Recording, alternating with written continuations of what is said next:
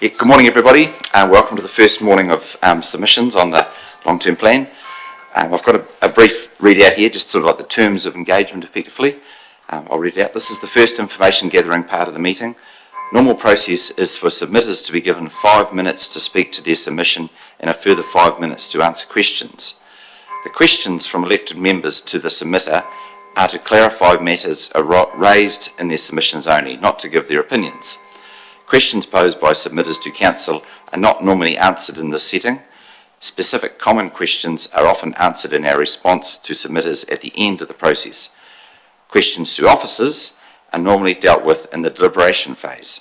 The chair has the discretion to vary normal process, and if a submitter is intentionally rude, offensive, the chair is welcome to intervene, but often the best tax is to let them have their say for 5 minutes, then ask minimal questions so that they can carry on their way. So that's for the councillors, but everybody understands that's the terms of trade.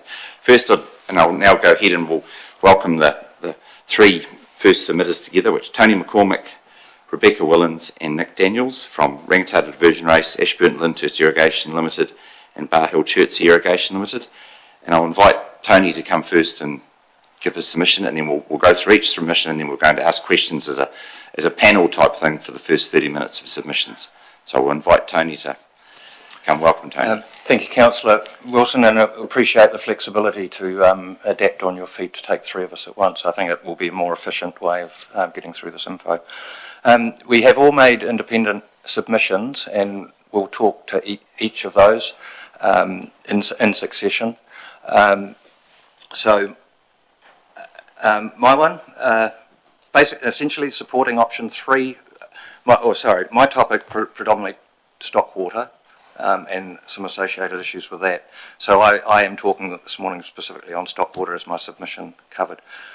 We support option 3, which was for the council to exit by 2027, but it needs to be a managed exit.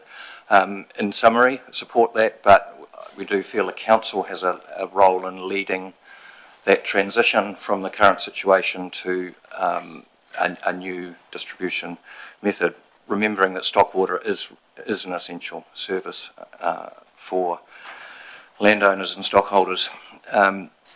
Just to put a wee bit of context that I didn't put in my submission, we receive from the council approximately 110,000 every year for stock water supply.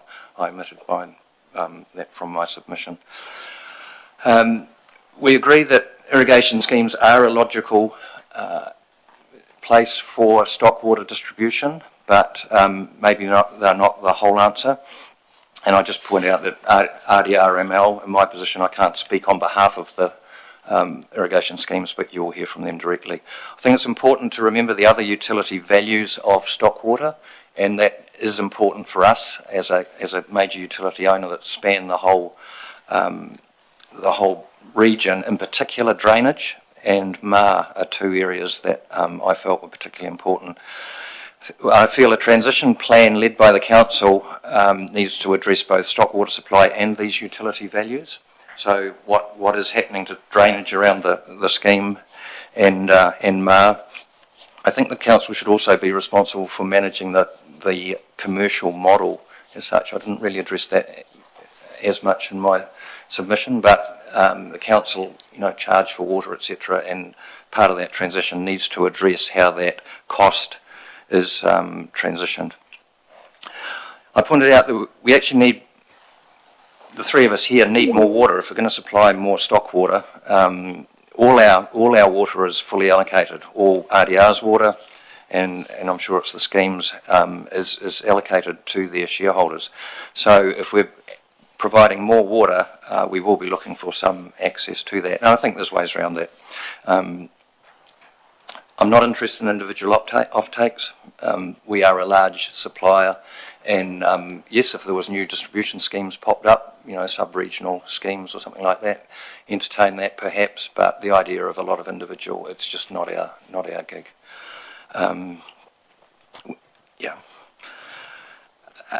last point I made, and look, this is not meant to be in any way a threat. I think when I presented a couple of weeks ago or a month or so ago, I mentioned the same thing. If the council moves out of water supply, their water supply agreement effectively becomes redundant, and it triggers through our constitution a process that could result in the council no longer being a shareholder of RDRML. I think it's entirely appropriate that the council is, and there is this other shareholding process, but I'll just flag that it is a process we need to manage. It's quite separate from the transition plan. It's a direct engagement with us to make sure we come out with a good solution there.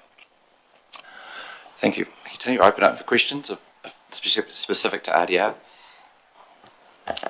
Councillor Cameron? I don't know if it's specific to RDR or not. Thank you for your submission, and I appreciated reading it, and that's a good point, your last point, well taken.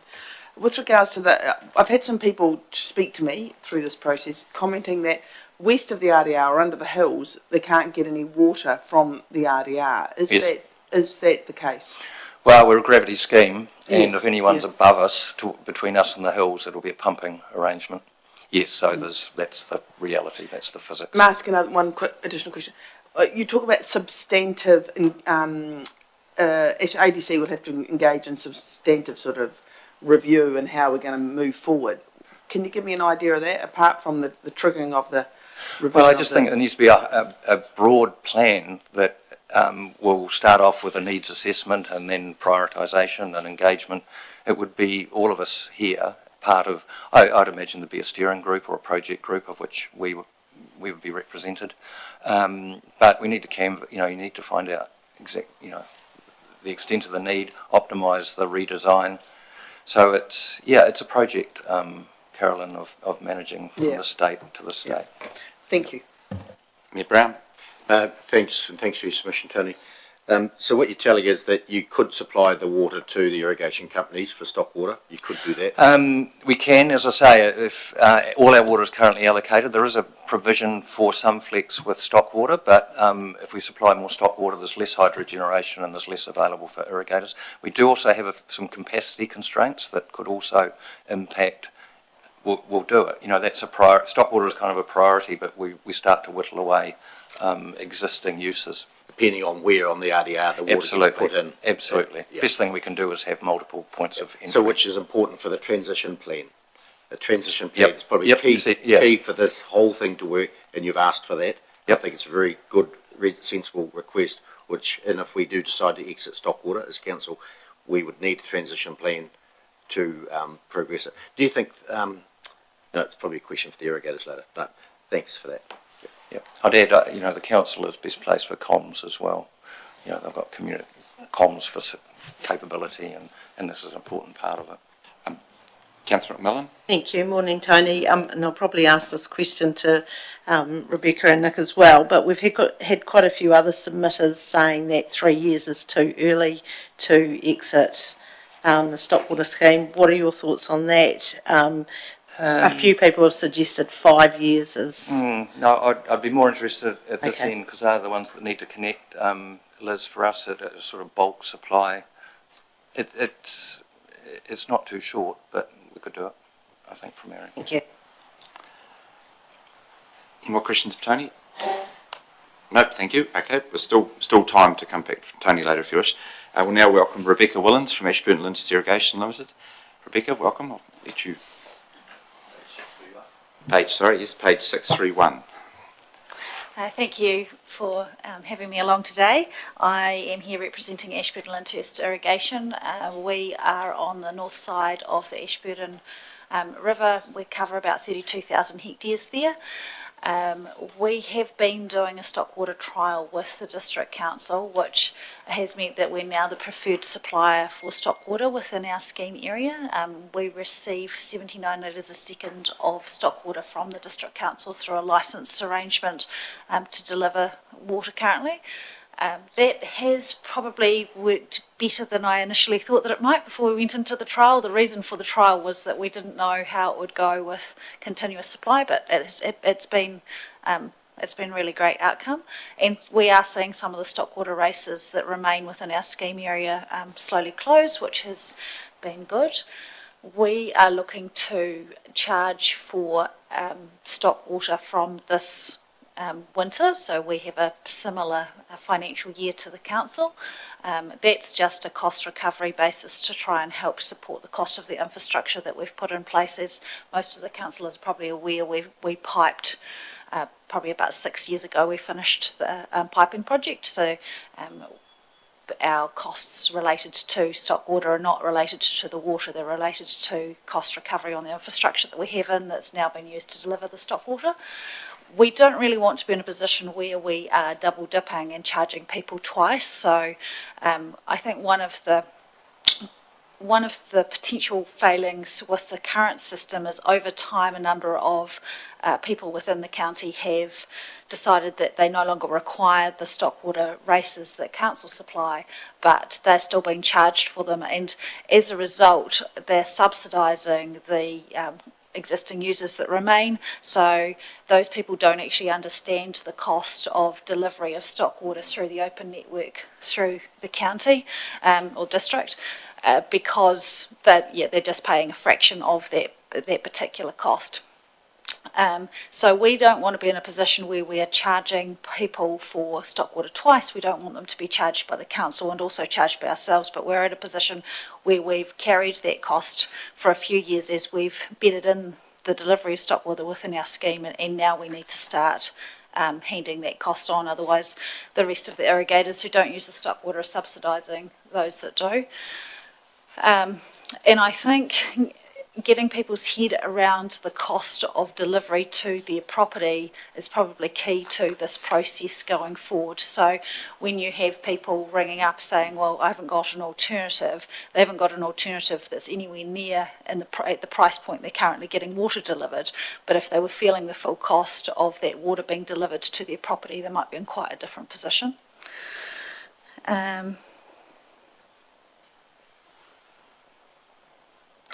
I think it's been touched on by Tony, it'll probably be touched on by others, but there's quite a difference between delivering stock water within our scheme area, even to people who don't receive irrigation water but are within our scheme area, and delivering water to people who are outside of our scheme area.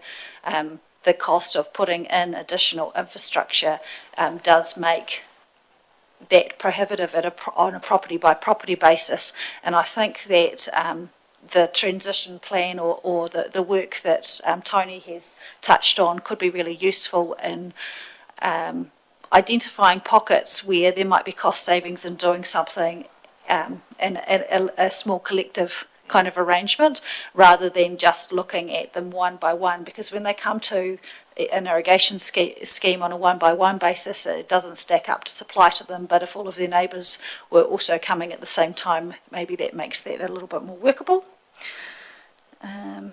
And my final point is that certainty is really important for us picking up this delivery. So we're really keen to understand what the forward program looks like. I think within our scheme area we could definitely do the 3 years, Liz, but there are still a number of outstanding questions, including the environmental values that might be associated with some of the waterways, and so it's picking what those waterways are, establishing that, and letting people know that those ones are staying and the other ones are closing, and this is when it's happening. People won't move until they've got certainty around that, and we need the certainty for transitioning them across. But I think I'll leave it there. Thank you for your time. Thank you. Mayor Brown? Thanks, Rebecca, for your presentation submission. My question was before for Tony, but it was really for you. Was 3 years enough? And I think you may have answered it.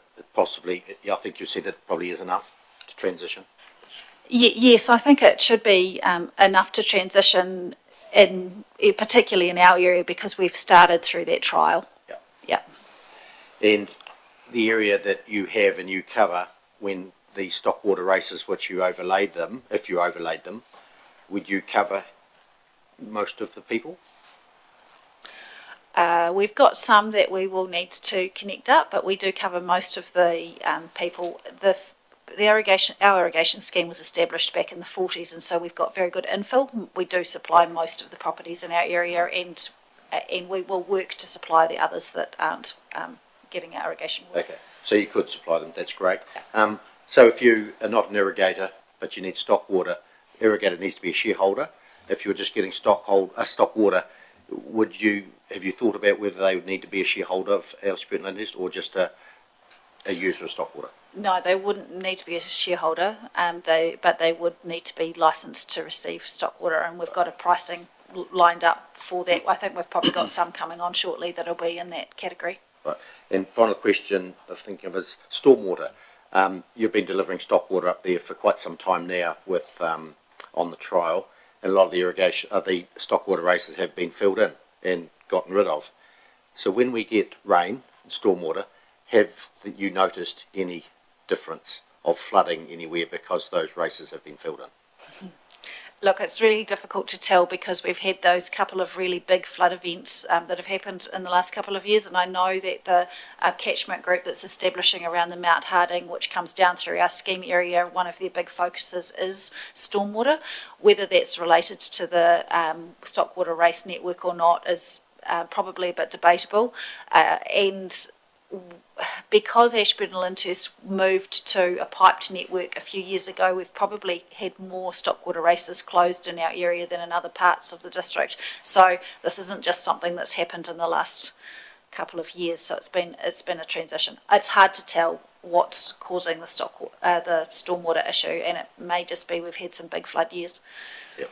And transition implementation plan would be crucial, I would think, as Tony suggested. I think that would be an excellent idea. Yeah, great. Councillor Ellis. Thank you for your submission. There's been some submissions come in where people are saying they have no alternative. There is no other water supply. And I'm thinking up around Anima and that sort of thing. And we've already, as a council, looked closely up there and tried to find other sources ourselves to shut that system down. Would you have a solution, and maybe for one or other of you, for that area?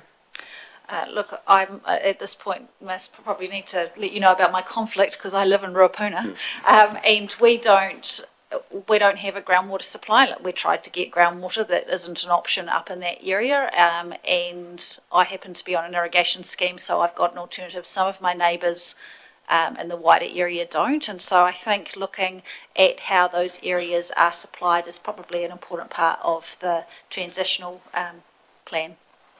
And just secondly, I was very surprised by the amount of submitters who said they use stock water for their household water. It greatly concerned me. What would your advice be, even if it turns into a pipe system? Would you advise people that they could do that, or should do that, or shouldn't do that? That's quite a large area to get into, particularly with some of the changes that were coming through from Te Mata Arawai, and I don't know exactly where those have landed, but as an irrigation scheme we don't want to be a drinking water supplier. If the treatment could be at the household, that probably changes things, and some people don't have valid alternatives, but we don't want to have to treat the 13.3 cumex of water that we take for drinking water, so that wouldn't be a viable option. Councillor Cameron. Thank you. Thanks for your submission, Rebecca. And yeah, that's right. We didn't go out consulting on that anyway. So my question relates to the fees. You talked about you've done some sort of fee structure already. We're proposing a minimum charge of $700 for stockwater supply, and then a meter charge. What sort of ballpark would people be looking at if they got water from if they managed to get water from your scheme? So we are looking at the moment, if you hook up to Ashburton and Lyndhurst, you need to pay $3,000 capital fee to put the flow meter, etc. on, regardless of whether you're a shareholder or not. Yep. If you're outside of the scheme area, we're still revising what that capital cost will look like, and we are looking at charging an annual cost at the same rate as our water charge, so that will our irrigation water charge, so yes, that will vary slightly but will not be a large charge. We're looking at $10 a hectare outside of our scheme area. $10 a hectare. Mm-hmm. So how's that? Are you, like, is that annually? Or yes, annually. Oh well, that's not a large cost. You have a particular scheme, you've supplied us a map, which is very helpful, thank you. If I live just outside that, so you're not discounting the fact that you could put another pipe down another 500 metres to supply my property if I live just outside that scheme. Is that what you alluded to earlier? Okay.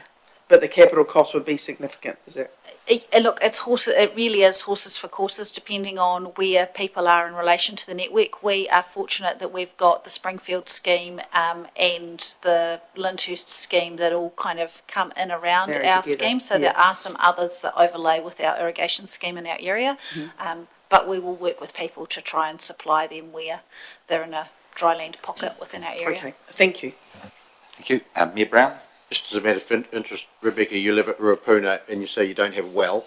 No. And we hear from other people who don't have wells in your situation. And so where your house water for drinking, where do you get that from? From the roof. Yep, so we're on... And most people up there get roof water. Yeah, or out of the stockwater race. But no, we're on rainwater. But you do need to have a big roof to make that work. And then, yeah, it's generally enough to, well, it's obviously Yes, been working plenty. for hundreds of years. Yeah. Thanks. Thank you very much, Rebecca. We'll now welcome Nick to take the floor, as it was, from Bahul Irrigation. Thank you, councillors, and thank you for the opportunity to make a submission on behalf of Bahul Irrigation. Look, I'll take the submission as read, but just touch on the key points. In general, BCI's in favour of a closure of the stockwater scheme as it eliminates duplication and provides additional land resources for our existing shareholders, but there are a number of considerations that ADC obviously will need to work its way through. So we are willing to allow connection to our network, ideally to community networks to deliver stock water to groups of landowners. And we already have consent, the water we use is already consented for that purpose.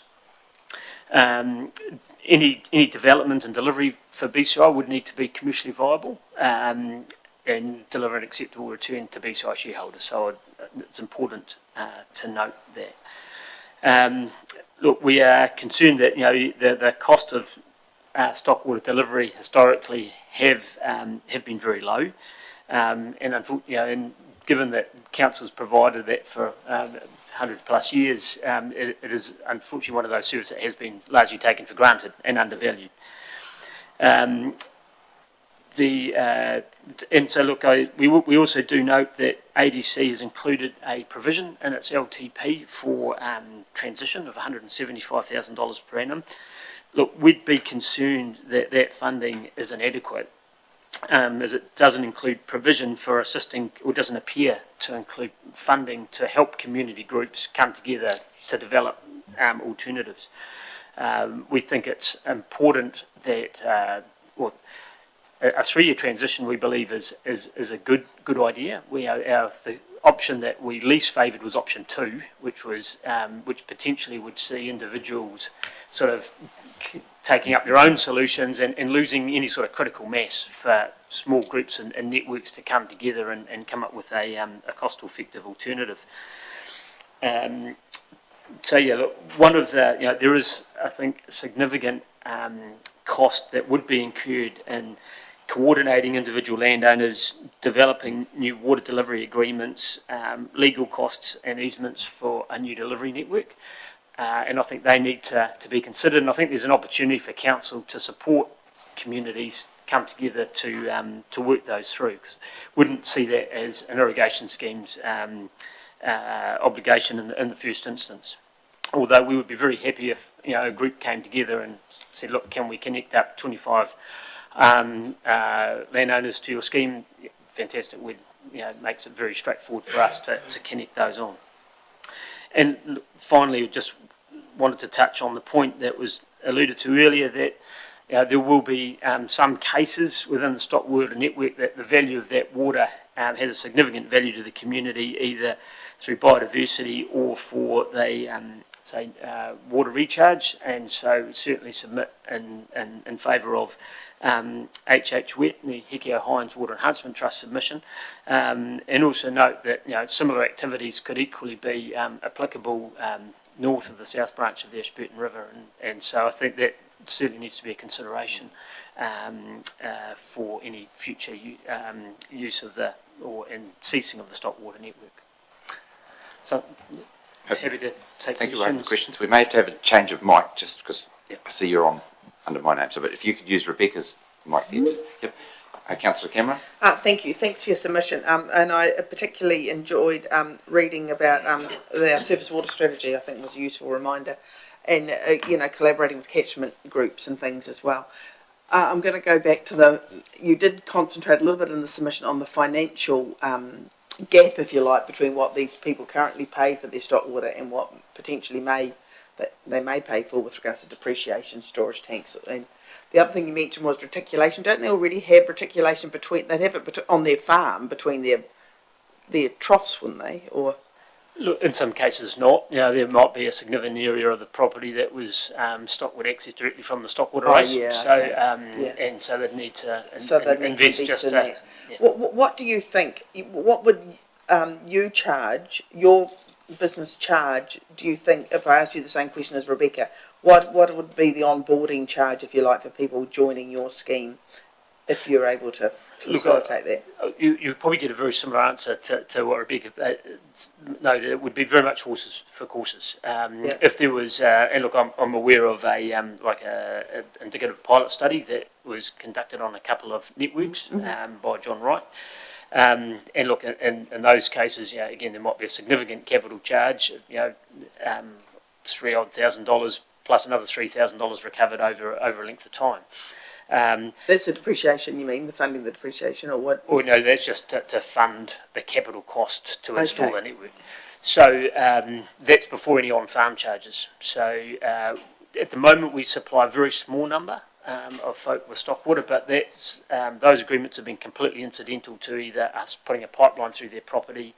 Serendipitous sort of thing. Yeah. So look, I would loathe to put a figure on it because it could set unrealistic expectations. That in some instances, you could easily pay several $1,000s to connect and then recover another $3,000, $4,000, $5,000 over the subsequent 10 years.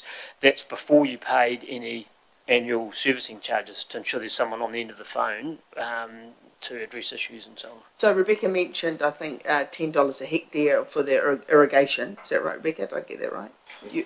That's for parties who are not irrigated yes. by Ashburton. Well, what would your one approximate charge be for equivalent for that? Look, we haven't priced. Okay. The folk that we do have a small water charge at the moment, but as I mentioned, that's for a couple of dozen sort of folk, and it's entirely incidental to them sort of providing an easements across it. So I wouldn't. I'd be reluctant to put a price on that. Thank you. Thank you. Mayor Brown. Yes, thanks, Nick. Same question I had for Rebecca. If you were supplying stock water to a non-shareholder, would they need to be a shareholder, or would it be a side agreement? It would be a side agreement, as we do currently. Thank you. Councillor Todd. Thank you, Mr. Chairman. Obviously, the three of you in favour of exiting stock water. We've obviously had a lot of feedback also from those who don't. But one of the words that come up is biodiversity.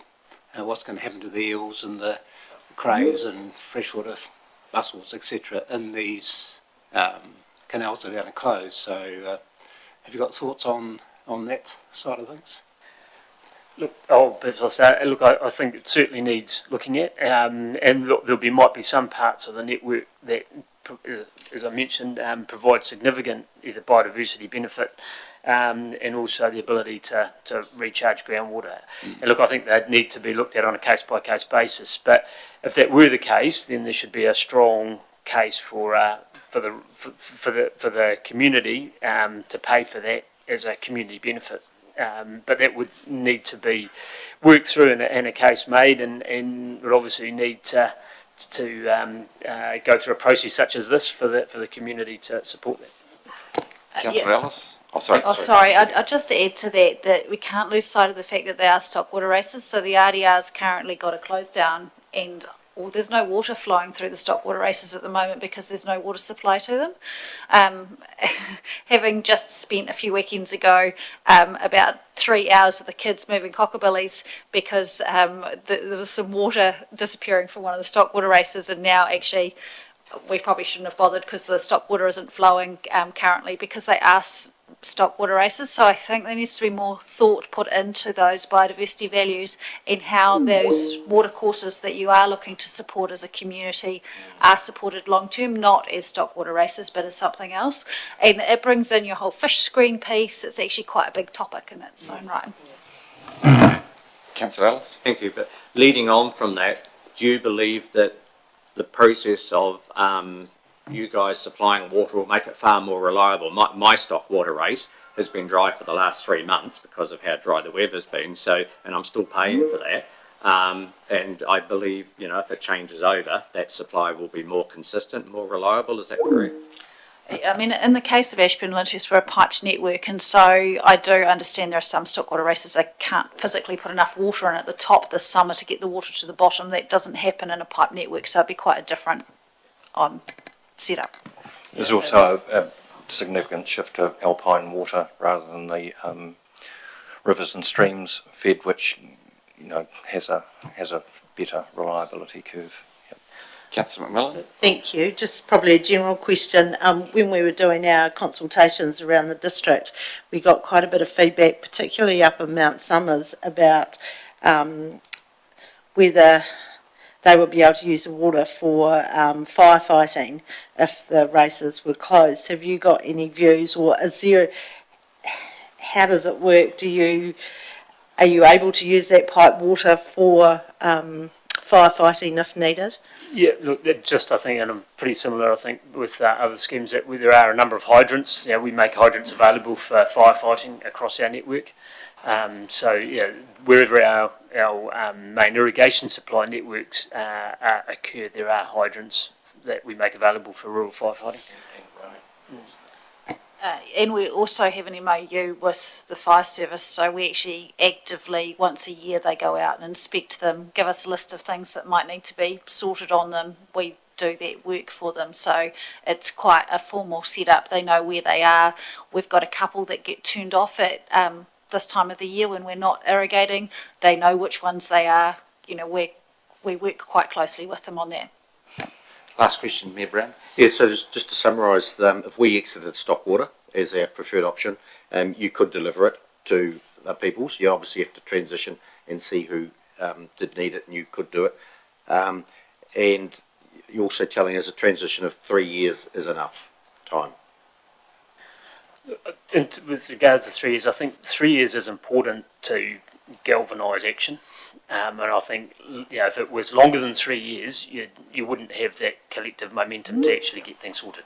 But I think it would be a very busy 3 years. But I think setting a target such as that, I think, would be advantageous for managing that transition if it was well resourced. And we put some resource into helping for that transition over the 3 years as well, to assist. Yes, and look, I think wherever our network is, there is a potential to supply. I think, and just in response to one of the earlier questions from Councillor, was around some parts, I think there'll always be a solution to get stock water.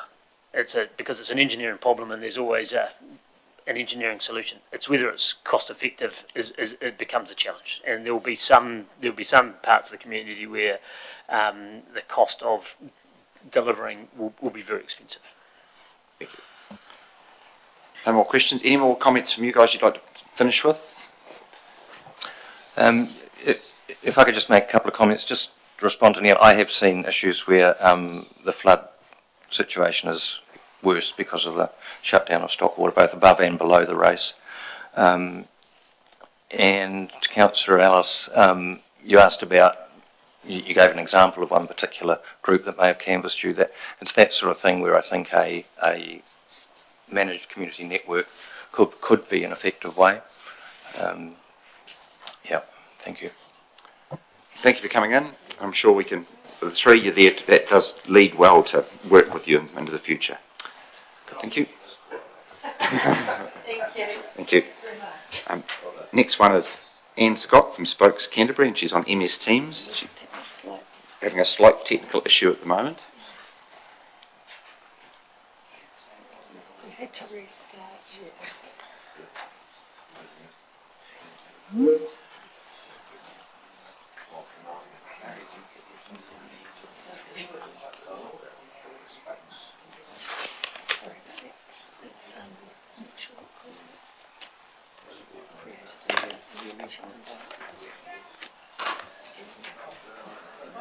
Yeah, I think she might be on. Good.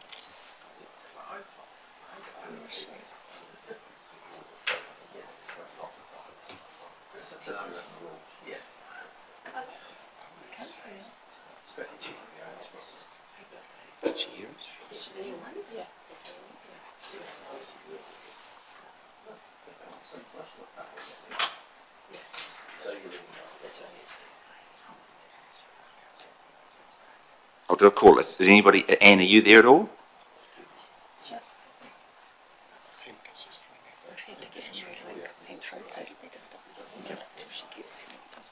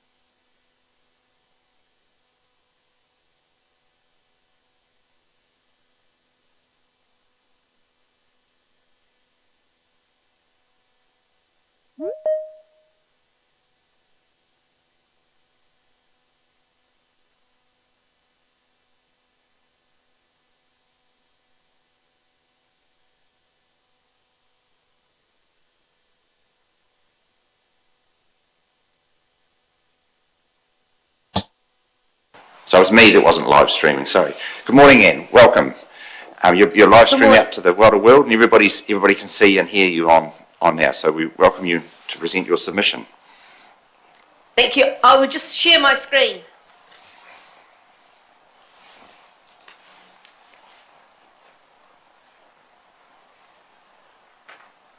Yes, we've got it there.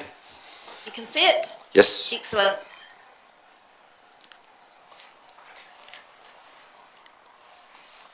Kia ora koutou, ko Anne Scott tōku ingoa. I'm here speaking on behalf of Spokes Canterbury. Spokes is an advocacy group for cycling.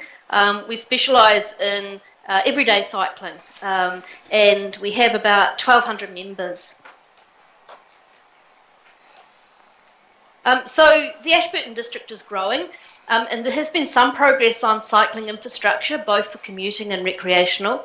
But we would like to strongly suggest that there's more investment to be made to encourage a mode shift to cycling. Local cyclists are looking for more separated connections to local destinations, including schools, safer road crossings, and safer speeds. And if you have a look at the picture here, you'll see that Ashburton has some nice wide roads, but there's a lot of traffic, and there's a lot of trucks, and there's a lot of people getting in and out of vehicles. So this actually is a deterrent to for many people to cycle. You've done some really good work in terms of traffic calming, in terms of reducing speeds, but really, and even with putting in cycle infrastructure, but really it's the kind of infrastructure that favours vehicles and vehicle parking. It's very hard to tell, for instance, on this road exactly where you go as a cyclist. Am I meant to be on the road? Am I meant to be on the footpath?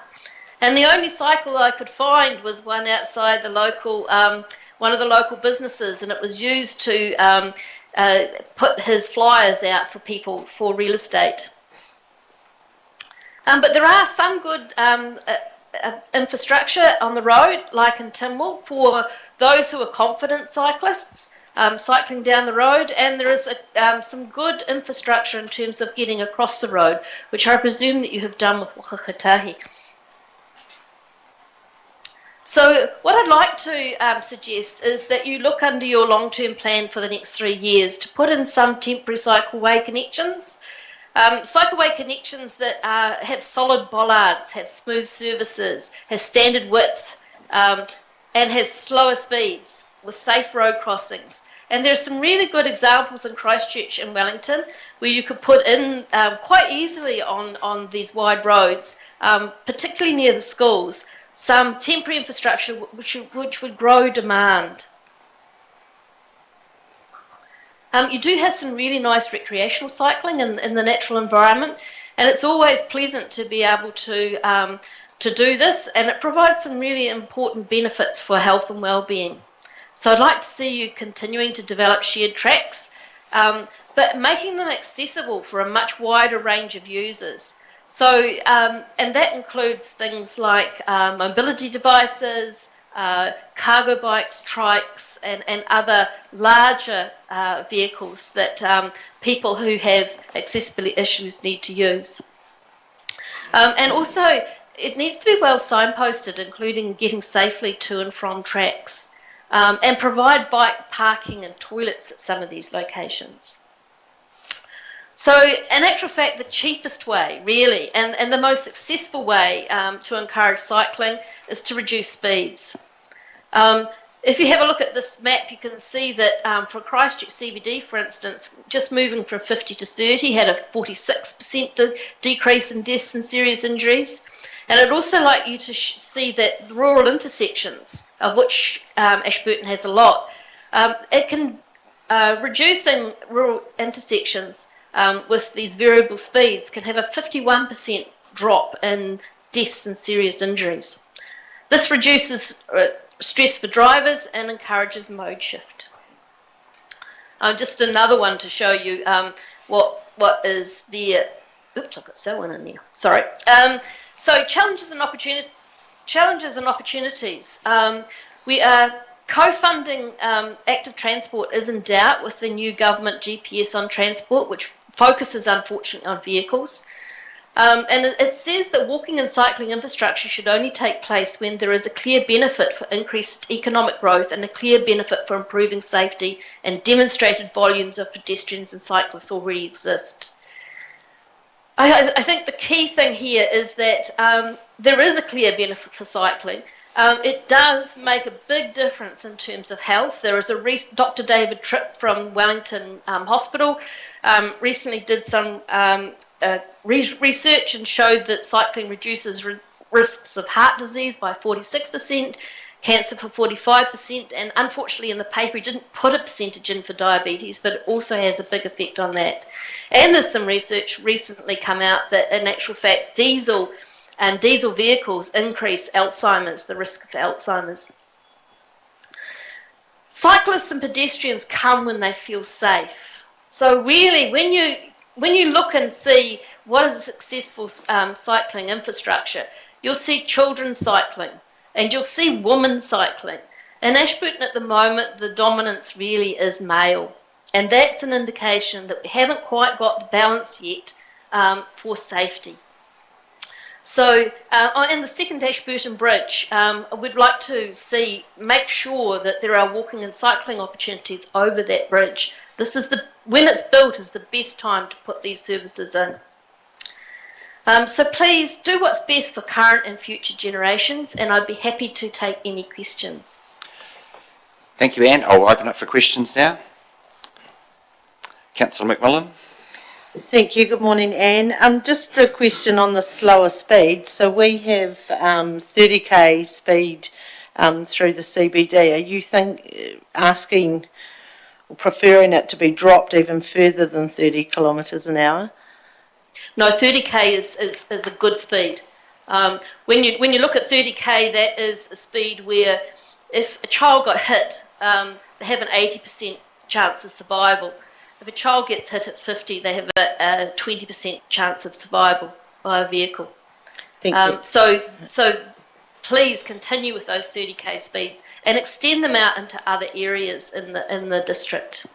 Thank you. And just another question. How do you get your research? I see you mentioned that there were more male cyclists in Ashburton. How do you know that? Oh, well, that was really interesting because I came through Ashburton on Thursday and I spent about 3 hours just wandering around and looking for cyclists because I was looking for I wanted to take a picture.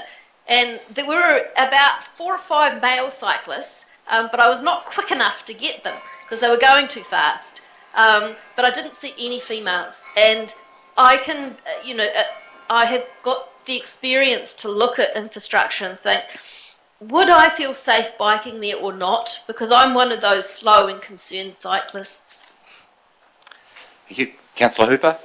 Thank you, Anne. 40 or 50 years ago, when I was a wee fella and biking to school, there was a lot of kids doing the same. Are we wrapping our kids up in cotton wool these days, or do you think it's just a volume of traffic? Why haven't we got as many kids biking to school? I think we don't have as many kids biking to school because the vehicles have got bigger, they've got faster, and they've got more intimidating, and there's more of them. I mean, when I was a kid, my grandparents lived in Eiffelton, and we'd bike from Ashburton to Eiffelton. But you would never do it these days on State Highway 1. I think really that it's a volume thing, and it's a perception of safety. And I would really like to see more children biking to school. And the biggest barrier to biking at school is allowing cars to park at the gate of the school. So if you took away car parking from for about 100 metres on each side of a school entrance, you would see more cyclists biking. Councillor Cameron? Thanks, Anne. Thanks for submission. You must have been a hell of a lot fitter than me as a kid because I wouldn't bike from Eiffelton to Ashburton. I grew up there myself. We drove. I noticed you're referencing Park Ave, is it, in Christchurch and Wellington and the cycle lanes. There's a lot of, I think I remember reading, there's a lot of conflict with regards to the cycle lane in the council and how that was put in at Park Avenue, Park Road, whatever it is. Is that, it was a trial, I understood. Is that now permanent? No, it's not permanent. It's a trial for 5 years while they're rebuilding the museum, and it has to be renewed every year. It was actually approved by the council, and council knew that it was happening, but some councillors had forgotten that they'd been told about 3 months before that they'd had a presentation. So that's why that was the controversy. I think, and I take your point to Phil's comment why people don't cycle. I think a lot of it's safety and all the other things as well in society now. But we have one difficulty in Ashburton in that we've got West Street, which is State Highway 1 essentially, and we don't control that, and that is not a 30k zone. We'd have to do a submission to NZTA to organise that, I think. I think you have to live with some of these streets that are higher speed. Yes. And when you do, you have to look at, can I get across them? Can someone more vulnerable safely get across them? Thank you. And they do have good treatment at the moment. Yep, marvellous. Thanks very much. Last question, Mayor Brown. Thanks, Anne, for your submission. A couple of questions. One's in your submission, you talk about public transport and would like public transport buses similar to My Way in Timaru, trialled in Ashburton and Timberland. Have you thought on what a fee would be for a person using that service? No, I really think that's up to your local constituency to indicate how much they would be willing to pay or could afford to pay. So I really don't have that information. But what I would suggest is if you do put a My Way service in, don't forget to put a bike rack on the front of the vehicle. Okay, thank you for that. And the second question is, do you have any data on how many cyclists are in Ashburton in the township and how many people are cycling, apart from your observation? Is there any hard data? No, I tried to look and see. Actually, what I should have done was actually go to the census data and have a look there for Ashburton. But I didn't. I'm sorry, I didn't do it. So we think if we went to the census data, we could probably find it? Yes, they do a survey on ways of travelling to work. Right. It will give you some indication of that kind of cycle. Thank you. Just one more quick question, please. Yeah, no? No, any closing comments, Anne, to make? Thank you very much for hearing my submission. Thank you. Okay, we'll now move. Thank you, Anne. Okay. Now moving to Julie McLean, North Canterbury Christian Advocacy Group. She's online, page 1039.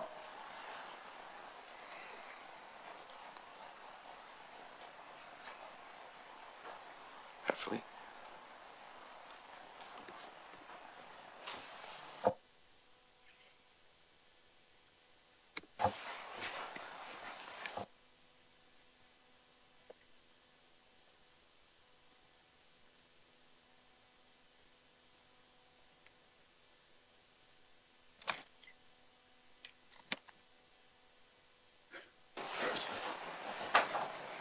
Good morning, Julia. Good morning. Can you hear us? Hello? Hello? Hello, yes, we can hear you. You can hear us? Yes, welcome. Yes. So you're live streaming to the council this morning. I'll let you to start with your submission. Okay, thanks very much for allowing us to speak to this submission. Really proud to have the mandate to speak on behalf of Canterbury horse riders with you this morning. North and South Canterbury jointly submitted to Environment Canterbury, and from there on in we are now a united voice. And I just wanted to show you the submission that you received was a clean piece of paper, but this issue is just developing day by day, and the support is overwhelmingly positive and coming in thick and fast. Firstly, I want to just relay the fact that this is a two-pronged approach. We understand that horses need to be part of the decision, horse riders, sorry, need to be part of the decision-making process, and we wish to participate as much as we are allowed and can in local body decisions that affect horse riders. Recreational users is predominantly what we're representing. And I have a little clip I wanted to show you, first and foremost, of sort of who we are, because the North Canterbury Equestrian Group is made up of a working group of riders that represent, you know, those people that wish to have more access to public land. And within that, the conversation has grown to looking at legislation that actually protects us. And so that's the other facet of this, and that's the central government approach. So I'll just ask if one of your council staff members may be able to play that video clip, just to sort of express who we are and the public places that we enjoy riding. Yes, she's putting it up right as we speak. There's no sound. Great, thank you. And I can see you in your chambers now for the first time.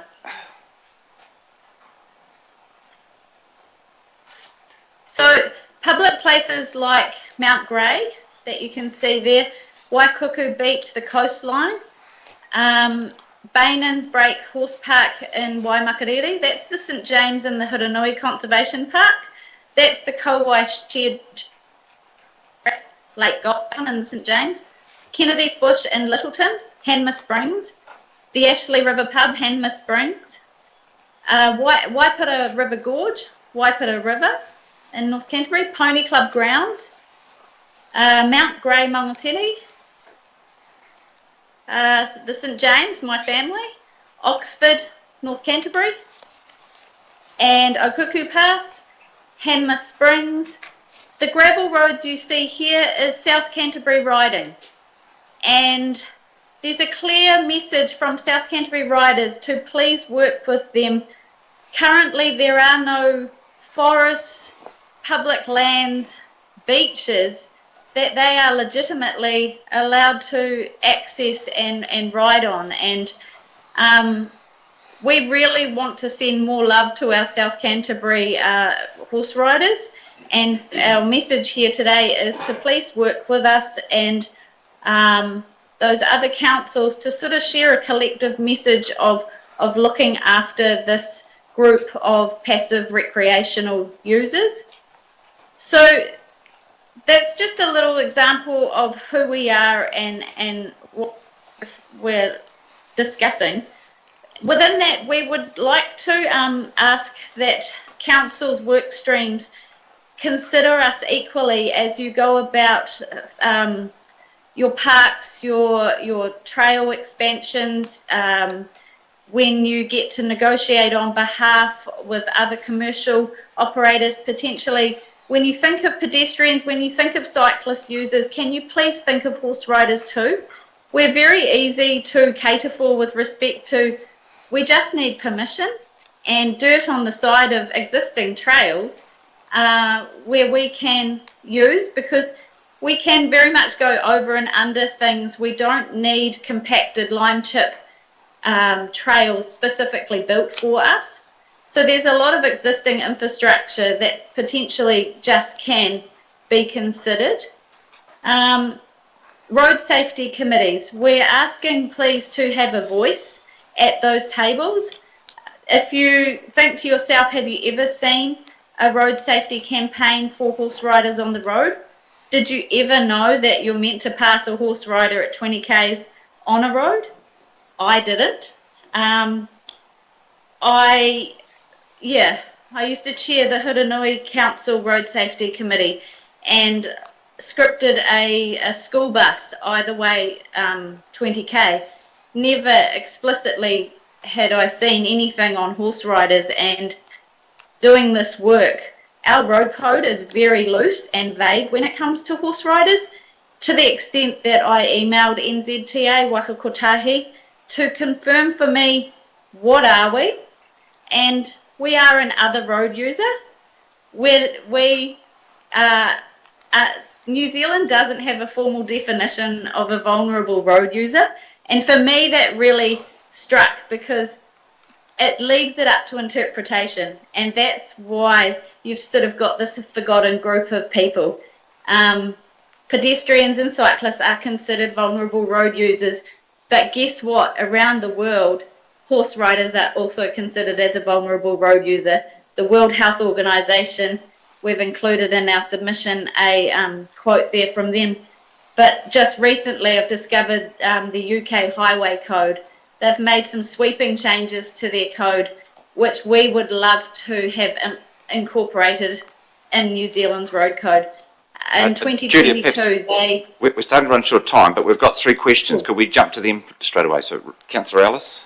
Thank you, and thank you for your submission, Julia. Just wondering, do you know about our Hekateri River Trail, which is also suitable for horses? One of the groups that actually looks after the trail is an adult riding group here. So do you know about that trail? I have heard of Hekateri Conservation Park being friendly towards horse riders. Personally, I've never done it. So yeah, thank you for those opportunities to have those trails. And yeah, horse riders do travel, and so yeah, there will be many people within this group of 500 plus riders that will have done the Hekateri Trail. So yes, that is one great example. Yep, Councillor Todd, a couple more questions. Councillor Todd. Thank you. I'd be pleased to know, Julia, that I do slow down if there's horses on the road, so get the thumbs up there. So basically, when I read your submission, I think you're staying to treat bikers, walkers and horses equally. Would that be right? Or horse riders equally? That's absolutely correct. When you think of a cyclist, can you think of a horse rider as well? Pretty much where those 2 wheels can go, so can 4 hooves. And we are broaching the conversation about a shared use, actually called by Waka Kotahi multi-use trails, when you involve a horse, for cyclists and pedestrians and horse riders to all be able to use the same space. We're likening it to everyone should be riding as if they were to expect a mum coming around the corner pushing a pram. You know, like we're riding an animal that's very perceptive of their surroundings.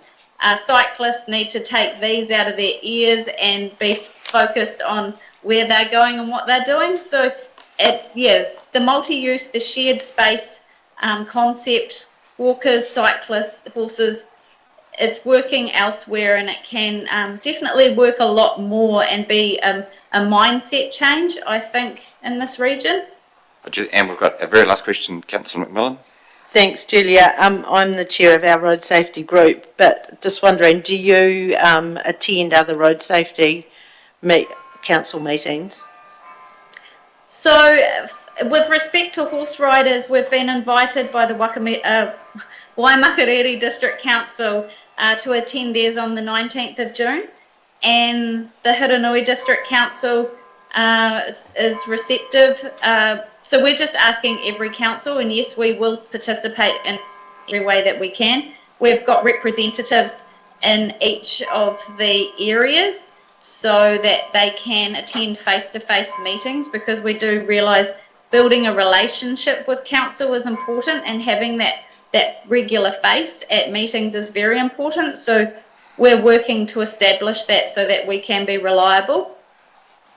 Oh, thank you very much, Julia. With any questions, thanks for presenting to us this morning. And we You're very welcome. Thank you for having us and listening to our message. Okay, thank you.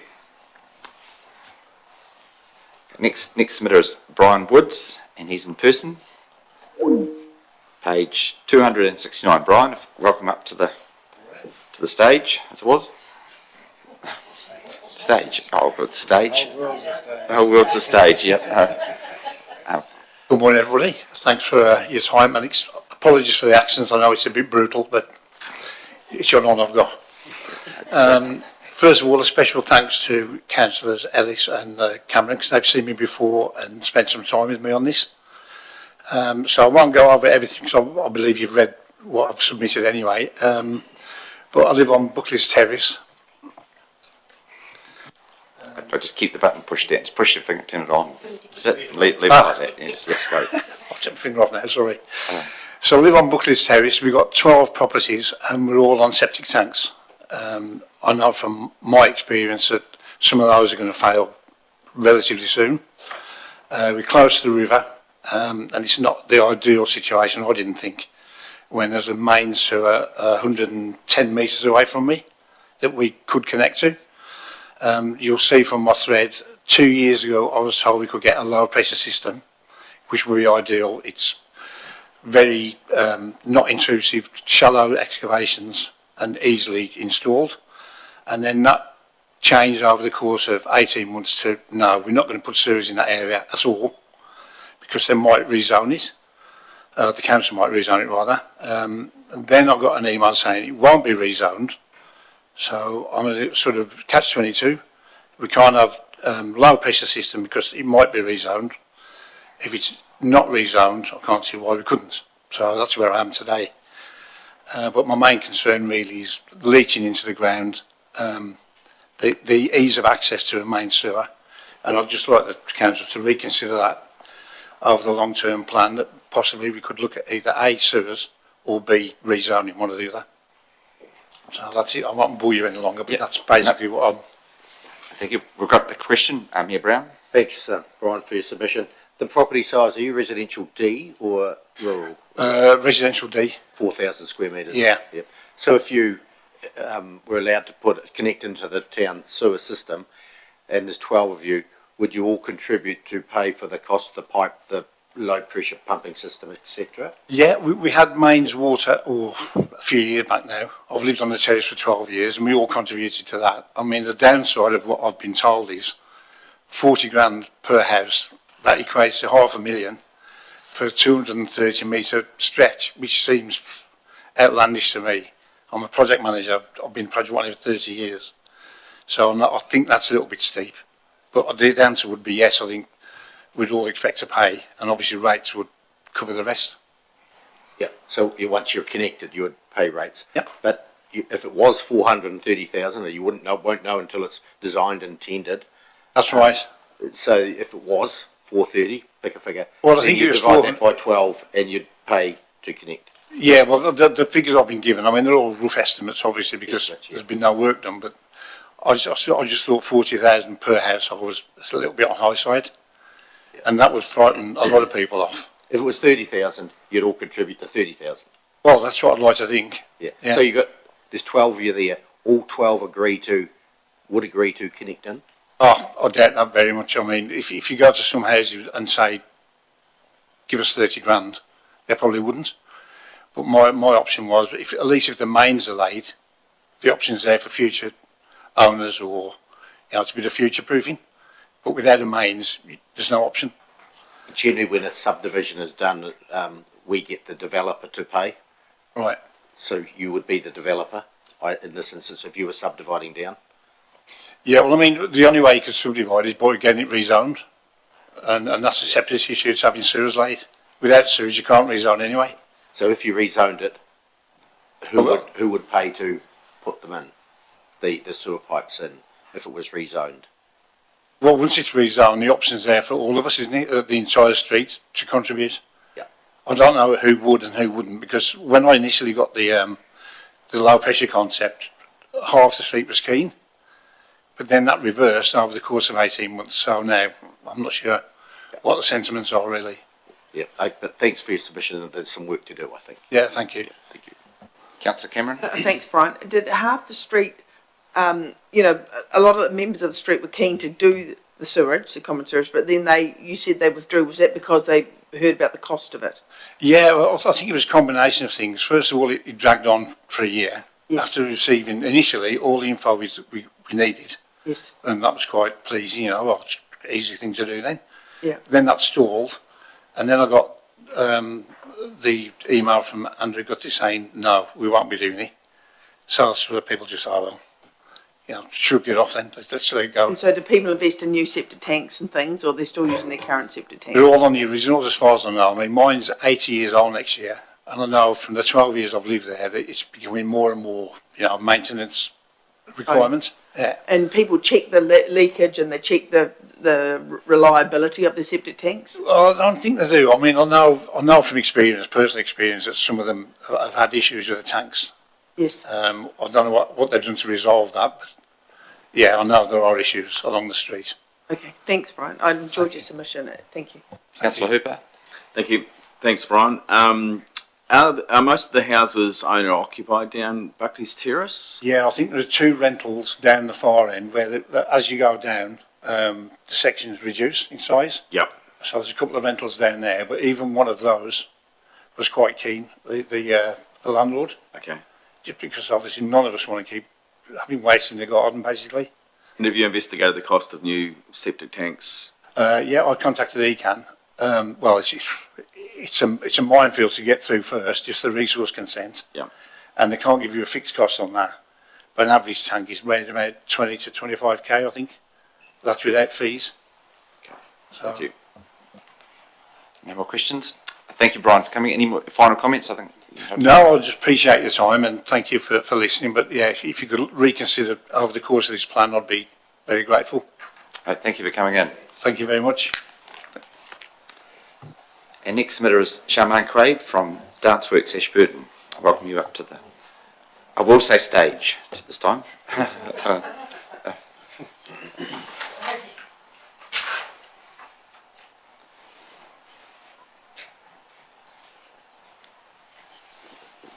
Good morning, Charmaine, or Miss Quaid. I think if anybody who calls you Miss Quaid, you know that they've got a family connection. So I welcome you to put forward your cases. Thank you. Good morning, Mayor Brown and fellow councillors. Thank you for this opportunity to speak.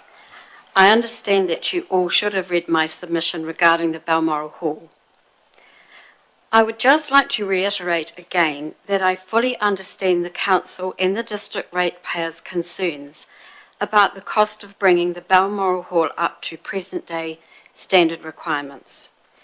Personally, just fixing the holes in the roof would have been a major for us.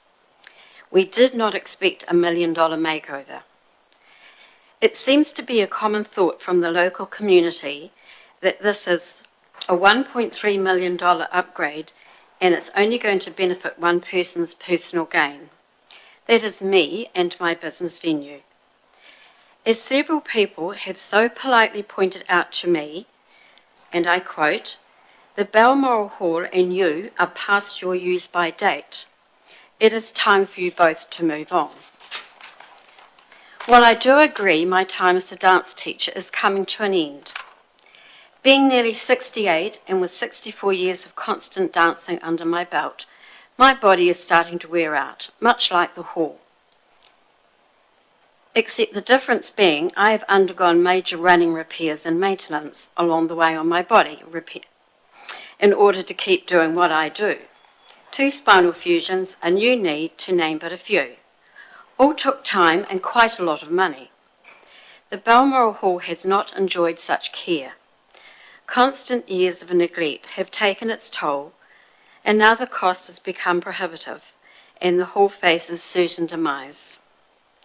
I look around at this brand new facility that you have to work in, and the public of this district have to enjoy, and hope it does not meet the same fate as the Balmoral Hall, through the same apathy that has been shown by previous councils towards its own buildings under their jurisdiction. I would like to publicly thank the previous owners of the hall, and yes, the past and present Ashburton District Councils, for the privilege of being able to use such a fabulous performing arts space to teach dance in over the last 50 years. This floor space has been the envy of my colleagues, who have visited as guest tutors and examiners, but they all ask the same questions. Why do the owners not maintain it? In our dance curriculum, we teach preschoolers to advanced students to use spatial awareness. This was well before COVID and the need for social distancing. The need for spacing amongst class numbers is actually quite a bit further for dance than the government's requirements back then. Our dancers are surely spoilt for space at the Balmoral Hall. And talking of space, last Saturday, the hall was rented out for the day for a party, and the main hall played host to a huge bouncy castle. I'm not sure if it was actually met with health and safety requirements, but I'm sure it would have been a source of a lot of fun, and there was a lot of space available for it. The Balmoral Hall will turn 88 at the end of this year. It is hard to comprehend for me that for 50 years of those, the hall has been a place that I have been a teacher in residence. Happy times, sad times, stressful times, and exciting times. A place of learning, discipline, and community wellness from 3-year-olds to now 83-year-olds. I have been privileged to impart my love and passion for dance to all those who have stepped over the Balmoral Hall's threshold. My greatest hope is that the hall can or will be sold to someone with a passion to save elderly buildings and give them a bright and useful future for the Ashburton District, for the future generations to enjoy. I believe that the trees outside the Cass Street entrance of the hall are of historical importance and are to be retained. If this is so, then this is certainly to be commended, but for the Balmoral Hall building to end up on the scrap heap as a car park would be a disrespectful act of vandalism to another building of Ashburton's architectural heritage. My plea to you, the incumbent council, please don't let this happen on your watch. With a modest upgrade, the Balmoral Hall could become, for cultural performances, musical performances, drama performances, dance performances, a hub of artistic vibrancy that could only enhance and benefit Ashburton's growing population and diversity. The Gaiety Hall in Akaroa is a perfect example of this reinvention. I hope this may give you food for thought. I appreciate your time. Thank you very much. Thank you, Charmaine. Open up for questions on the floor. Councillor Todd. Mr. Chairman. Morning, Charmaine. Thank you for talking about Todd's Haberdashery Department. It's many years ago, wasn't it? But the Balmoral Hall is obviously quite a contentious topic really. And probably fair to say the community is evenly divided on supporting it or doing away with it, basically. If we do spend money upgrading the hall, there's obviously going to be, maybe, I'm assuming, rental increases and that type of thing of an unknown quantity. Where does that sit with you? Like, obviously it's quite a favourable situation at the moment, but even from a rental point of view, that could change maybe quite dramatically depending on how much is spent on any upgrade that happens. Well, we realise this, but that's an unknown quantity about how much you're going to put the rent up. I have another student, sorry, she's not a student, she was my student all her life, and now she is gradually taking over my school, so that's probably directed more at Jessie Thompson. She now does 3/4 of the school work, and it's her business. I'm just elderly lady on the side, and as I say, my days are numbered, so whenever this would happen, that would be a consideration, obviously, yes. Yep. The thought of an alternative venue, does that come across as a good idea, or if, is it the Balmoral Hall or nothing? People talk about other halls that Charmaine could use. So where does that sit in your thinking? The short answer for me personally is no. I know, and I thank the council for their offer of the stadium, but dance is culture. To me, it is a dance studio, not a stadium. We need quietness. We teach children. We charge money for that. We expect, or the expectation from us is that we do our job, and to be in a place of noise, which I understand it is. I do not go to the E8, the centre very often, but it's usually for the noise. So for me, it's probably a definite no, but I can't answer for Jessie, and I don't know what sort of place she would offer. It would be the flooring would be the first thing, because we must have a dance floor safety. We couldn't dance on concrete. It's injury for children. Mayor Brown? Thanks, Charmaine, for your submission. I think around the cost, a lot of people have asked about the cost of 1.3 million to do the hall up, and it should cost way less than that. Probably should, but in reality, that's what it's been costed at because of various things that need to be done that trigger building consents, which then trigger fire safety stuff and trigger, and that just adds to the cost. So, but the cost is the cost, and it's what it is. Now, we talk about a sprung floor, and people talk about it's the only sprung floor in Ashburton, and I don't believe it is a sprung floor. It's people. Could you comment whether it's a sprung floor or not? I was always told it was, but I'm pretty sure it's not. Yeah. It's just a great floor for dancing on. Amusingly enough, the children have found over the years some loose boards, and because I'm sure they all live in wonderful homes, they go, "What's that?" It's just a loose board. What's a loose board? So we educate them on flooring. But I have to say, because I have over 50 years washed the floor of the entire hall many times, there is no borer in that floor. So a good sanding and perhaps a coat of polish.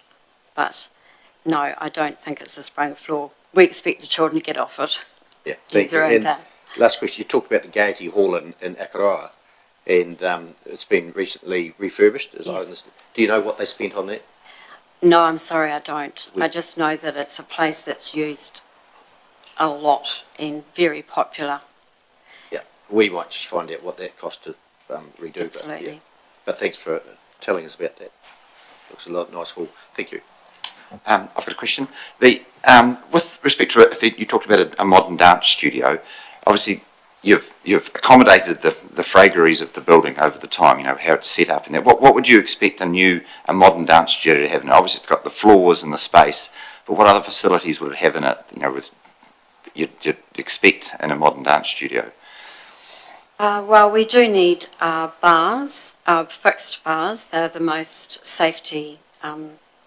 I do have freestanding bars as well in the hall, and mirrors, but mirrors aren't always advisable. Young girls preen themselves in the mirrors. They're not there for criticism as far as they think. So just space, good acoustics, and I'm sorry to say, but quietness on the outside.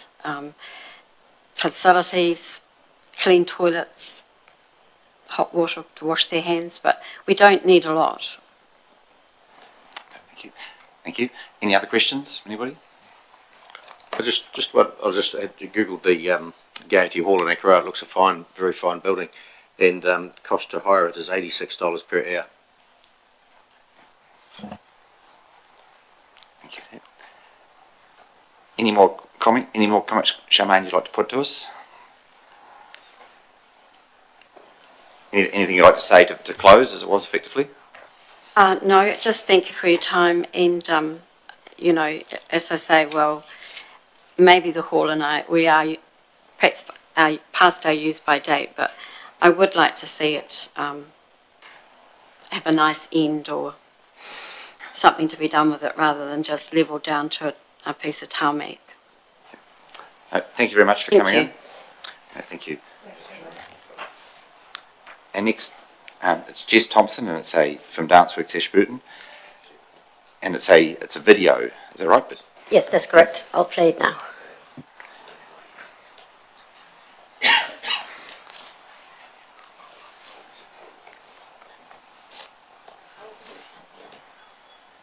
We haven't got any sound. We'll need sound. Hello, my name is Jess Thompson, and I work at Danceworks Ashburton teaching jazz dance alongside Charmaine Clay teaching elite classical ballet. I've been using the Balmoral Hall ever since I was 4 years old, and I've now been teaching there for about the past 9 years. I have a soft spot for the Balmoral Hall. I think it's a beautiful hall that has a wonderful space for our young community full of dancers, and I think the hall could have a lovely future in our community if it were to be maintained and well looked after. I would like the council to consider, when making their decision, what we're using the hall for and who could possibly also be using the hall. Charmaine's been using the hall for a long time for Danceworks, and I hope to continue doing that in the future, and I would love to be able to always do that from the Balmoral Hall. But if the rent keeps increasing and nothing changes at the hall, I don't think that will be feasible for me to do. I think the hall would be used by many other organisations and businesses for like-minded work in the musical theatre, children's theatre, yoga groups. I think line dancing groups, a lot of other groups would use the hall if the hall were well maintained, repaired and looked after. I think a lot of people are off-put by the state of the hall. When considering what you'd like to do to the hall, I think there's what needs to be done and then there's what could be done. I think what is proposed for the hall and its refurbishment, whilst it's wonderful, and of course anyone would love to use a hall that's had $1.4 million put into it, but I don't think that is necessary. I'm not an engineer I don't know money and what specifically needs to be done, but people come to that hall because of what's there and what's being taught there and for the space that's there. They're not there for the fancy curtains and the upgraded toilets and that stuff. The hall has toilets, they work, they're fine when they're cleaned. It just needs to be a safe building. The roofing, we're constantly teaching with leaking roof. The electrical system, paying with 20-cent coins, and then the heating is, I don't think, very sufficient for the hall. There's a lot of other things that were mentioned in the breakdown, things that could be done, but I don't think that's necessary for the people that will continue to use the hall. I said in one of our posts on social media that we don't care about millions of dollars being spent on the hall. We just want it to be maintained. And I think if it is maintained and looked after by caring organisations and businesses like Danceworks, I think it's worth fighting for. Thank you for your time, and I appreciate you watching this. Thank you for that. Chairman, could you pass on our thanks to Jess for submitting to us this morning? We'll now break for a 10-minute morning tea break and back at 10:39.5 sharp.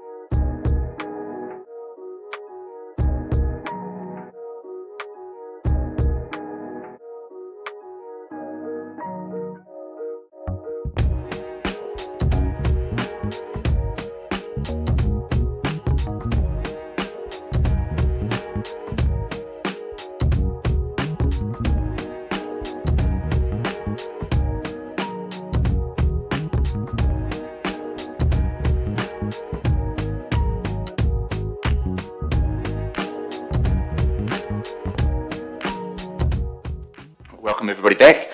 I'd like to welcome Bev Skates up to come present to us. Congratulate councillors, we're on running reasonably well on time, so that's good. Morning, Bev. Push the button, Bev, on the right-hand side. Yes, that's right. Gone red, so it's working. Welcome, Bev. You're being live streamed this morning, so the whole community can hear. I invite you to present your submission. Right. Thank you very much for the opportunity, Mayor Brown, councillors and council staff. I'm just going to go through what I've put down here, starting off with the waste and curbside and go through each of the 5 things that we're asked to submit on. The curbside green waste, this would encourage people to stop illegal dumping around the riverside and highways, which is a real problem in some areas.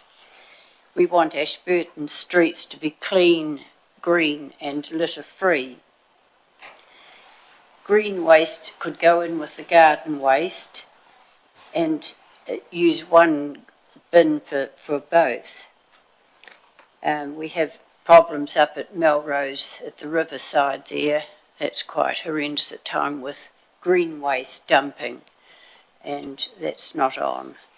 I think for the cost of the going to the rubbish dump is not too expensive really when you think of it, but some people just don't think that way.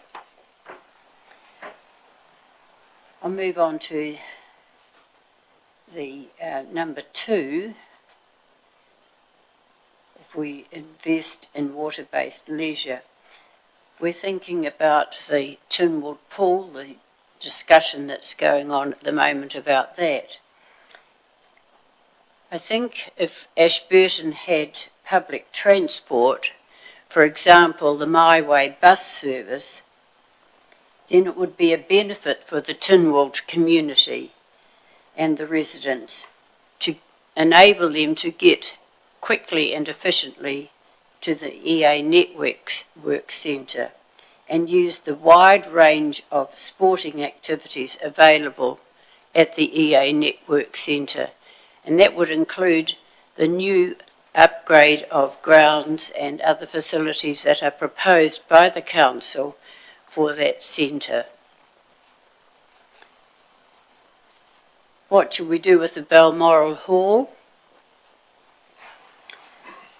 I'm afraid I'm not in agreement with the previous speaker, so I'm thinking we need to sell that and free up the money to upgrade the children's playground in the domain to be on a par with the Rolleston playground. If any of you have been there, it's an amazing playground.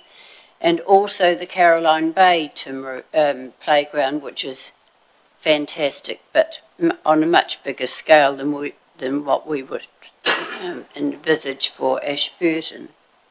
But I think the Rolleston one is a pretty good one that we could model on.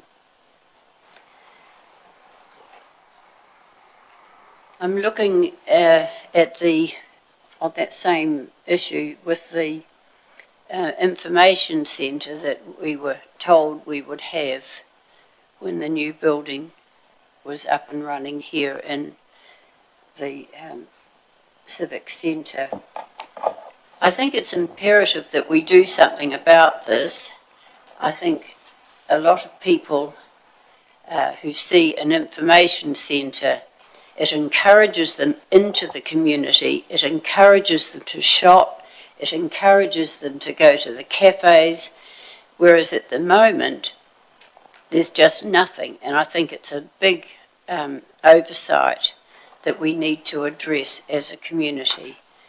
A suggestion that would come to mind would be to have the information centre over at the museum and good signage so people can see on the state highway when they're passing through that there is an information centre there.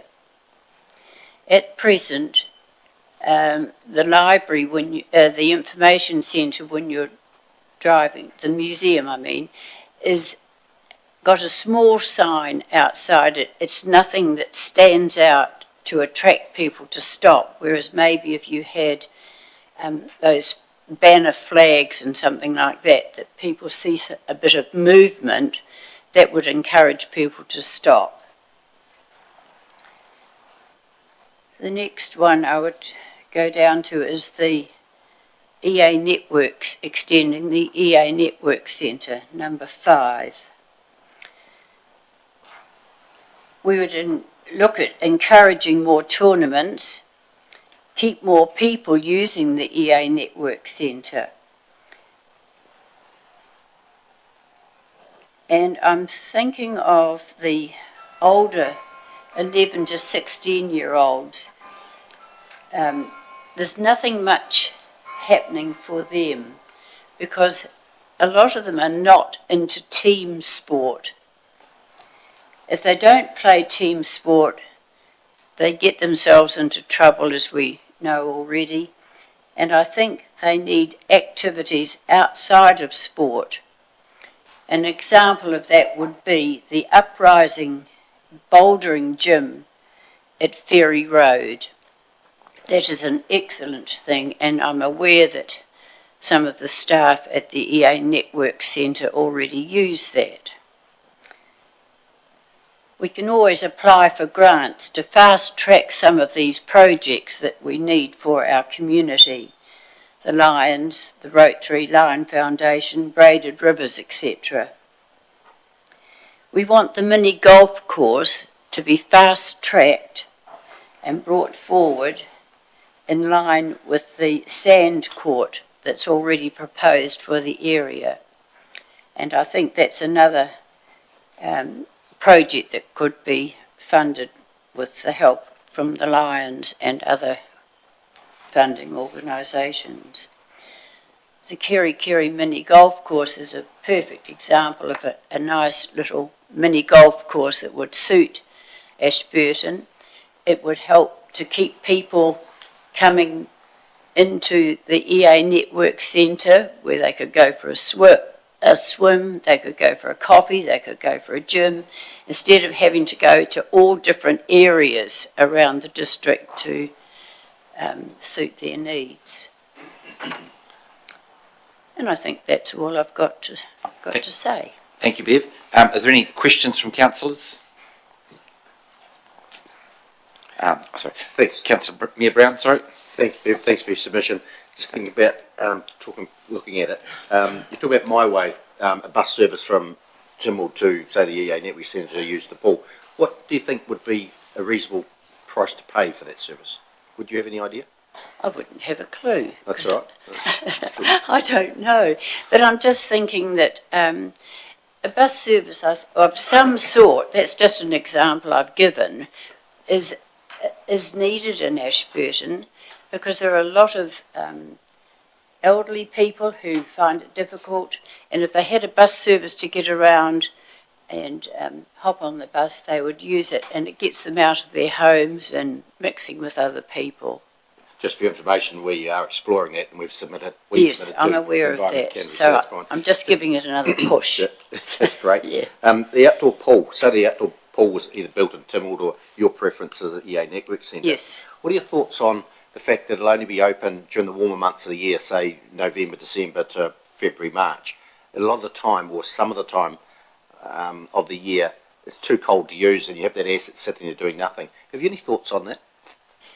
Not really. They can always go inside for a change, can't they? They certainly can. Yeah. I'm thinking more of the dollars spent to put that asset in and it sits there not used because it's too cold.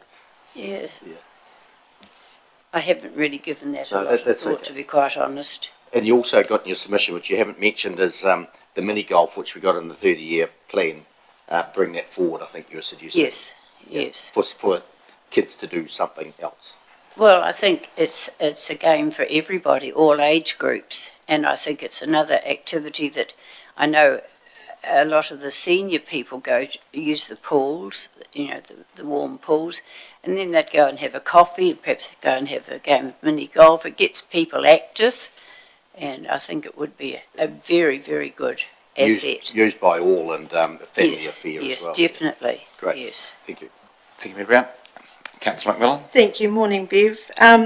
Just a couple of questions. So the young people, the 11 to sort of 16-year-olds, have you noticed that there's sort of more activities in this library now that cater for them, or do you still think that we're lacking in stuff for our young people to do? We hear it a lot.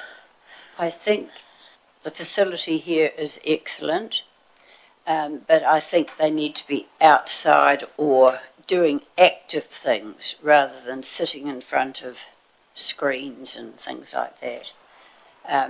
That bouldering gym that they have at Ferry Road is really good. A climbing wall, which you don't have to have harnesses or anything like that. They have the tumbling mats, and that seems to be very popular. It was just a thought I had. But there would be other things that could be made available for that age group, as I said, who are not into team sport, but they need to be doing something. Thank you. And just another one on the mini golf. Do you expect that to be so similar to the disc golf, where you go and hire your clubs from EA Networks, or you take your own? Do you expect there to be a charge for the mini golf? Oh, there would be. Yes, you'd have to have a charge, I would imagine. Yes. And it's being operated from the EA Network Centre, so there would be a charge, because otherwise, and you get a refund when you take your clubs back or something like that, because otherwise they'd be getting nicked. Yep, Councillor, last question. Thank you. Thank you, Bev. In your other life as our litter free star, how much of what you find around the town is green waste that could be diverted into our bins if we went that way? There's quite a bit, actually. We get a lot at the river, as I mentioned, on Melrose, down the river there, and also up State Highway 1, where they drive in behind all the trees and bushes and things and dump all their garden waste. So I think to make it a bit easier for people, if they could have a bin and put it in at their front gate, it would be helpful. Thank you, Bev. Thanks for coming in this morning. Very good. Thank you very much. Okay, good. Thank you. Thank you. Our next submitter is Chris Ollie. Do I press this to? No, you'll be right on. 383.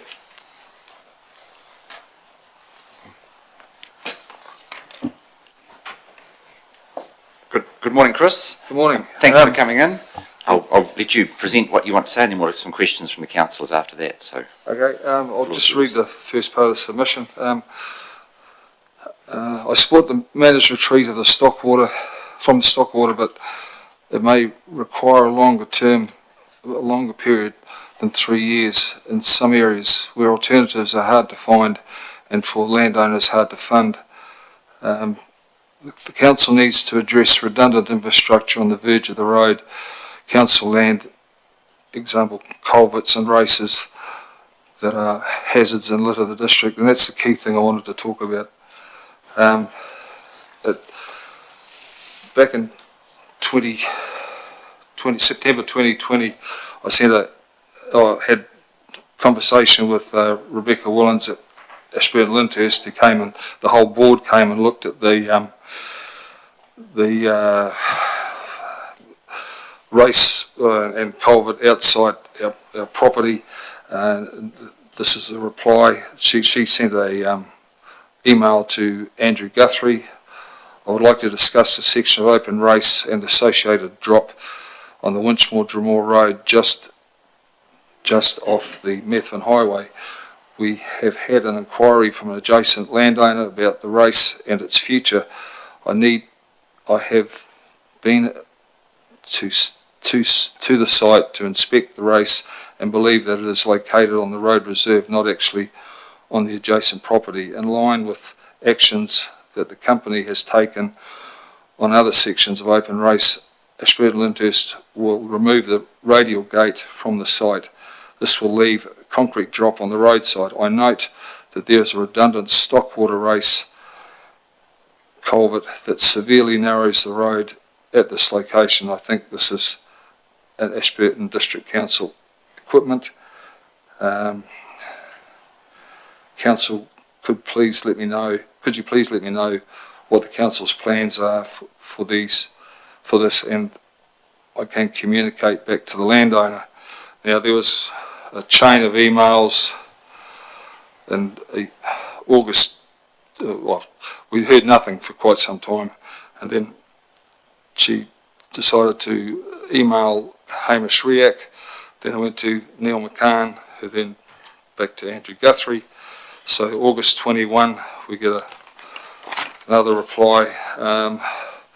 We decided upon inspection that we can't make a call without discussing it with the roading team. Ordinarily, we don't do anything with old culverts. They just transfer to the roading asset, and they deal with these as they see fit at the next road or shoulder upgrade. As for any road safety issues, they will be the sole arbiters on the matter of whether it poses a safety concern. We'll keep you in the loop once we have made the call. Well, that we heard nothing at all until I raised it again when you had your meetings at the old library, and I took along all the emails and a tablet with photos and all the rest of it, and I met with councillors Macmillan and Wilson, and that was April 23, and they said, and I got a letter back, an email back again. Where are we? Basically saying that we'd hear back. Yeah.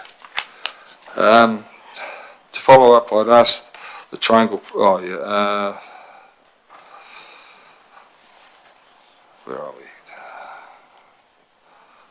we? We have given your emails to Neil McCann to investigate, and he will get back to you. Well, heard nothing from him, and then more recently, I was moving the irrigator about court date or early in the morning, and heard a bit of a commotion, and looked up and I see a Fulton Hogan truck and the school bus, or the Fulton Hogan truck lurching up and down, the cab on it. Good luck to the driver. He managed to negotiate past there. The bus had almost pulled up to a halt at that stage. There's always black marks on the road there where heavy transports are braking hard. Yeah, I don't know what more I can do to point out there's an issue there. Yep, no, thank you for that. Any questions from councillors? Mayor Brown? You say there's an issue there, but you haven't quite explained what the issue is to us. Well, the road narrows. You've got the abutments of the stockwater race, which restrict the road. There's no stockwater race there now? There's a stockwater race, well, that doesn't function as such, but the abutments are still there. They need to be removed. So Ashburton Lyndhurst removed their structure? Yes. Could it have all been done at the same time? Well, it could have, but I asked the guy whether they were going to do your ones as well, and they said no, that's council stuff. They didn't do that. They were just doing Ashburton Lyndhurst. No, I've got the issue now, thanks. Councillor Macmillan? Thank you. Hi, Chris. Did no one end up getting in contact with you after we passed on all those emails? For some reason, I thought that was happening, so apologies for that. Yeah, thank you, Chris. So anything that you brought up here does filter through the system, so, and I'm sure because you've been at it a while, it will filter through again. Okay. Strongly, well, yeah. Good luck. No, thanks for coming. Any more questions? No, thank you for coming in this morning. Okay. Thank you. Our next submitter is Paul Cornelius, page 510.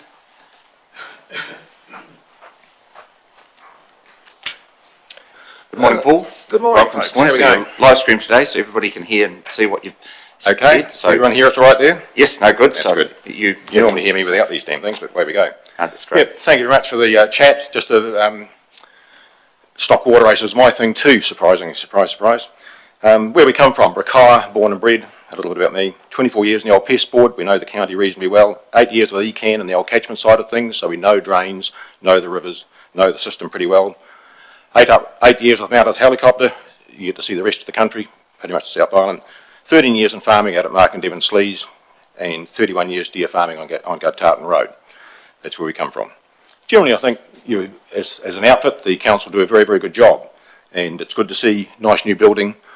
And the idea is, of course, nice new building, good work facilities, good staff, good decisions, but not with stock water races. Green bin, good idea. Tynwald pool, who wants to put a cold pool back over at EA Networks? That's dumb, either at Tynwald or not at all. Sallia Hall, roads.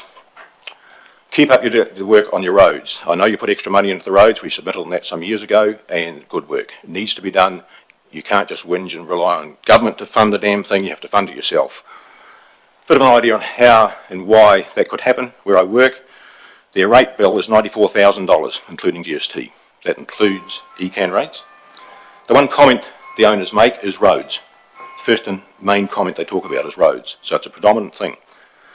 The property houses 41 people. They're coming in and out all the time. There's 83 suppliers supply that operation out there. And we had a tally up one time, I reckon it's about 300 odd people in any one 12-month period come in and out of that property. That's not individual trips, many of them are multiple trips. So there's lots of activity on roads. The whole local government system started here on roads, keep the roading system going, which you are doing, but don't pull the brakes off on that one. And we don't want managed degradation of our roads, which you can see from our friends on the state highways that's going on a wee bit at the moment. Stock water. The policy which was talked about out at the Hines meeting, where there was 2 councillors and Mr Mayor just said, well, come and talk to the rest of them because you get to talk to everyone and not just 2 of them. I thought it was very, very poor, where you said, it was sort of like a spray and walk away type thing, where you're going to shut down the stock waters, which I don't necessarily disagree with, but how you do it, I do. I think that's poorly done. It's been 100 years in the system, and you need to have a managed exit plan for getting out of the stock water race system. You can't just leave all your infrastructure and walk away. I don't see how that can happen. The old fish screen thing pops up, $11 million for a fish screen. You wouldn't put one in, that's dumb. You talked about it 25 years ago when I worked in ECAN, these buggers down at the district council were meant to put a fish screen in then, they never did, and 25 years later you still haven't. You don't need one. Most of the fish come up the drains, they don't come down the drains.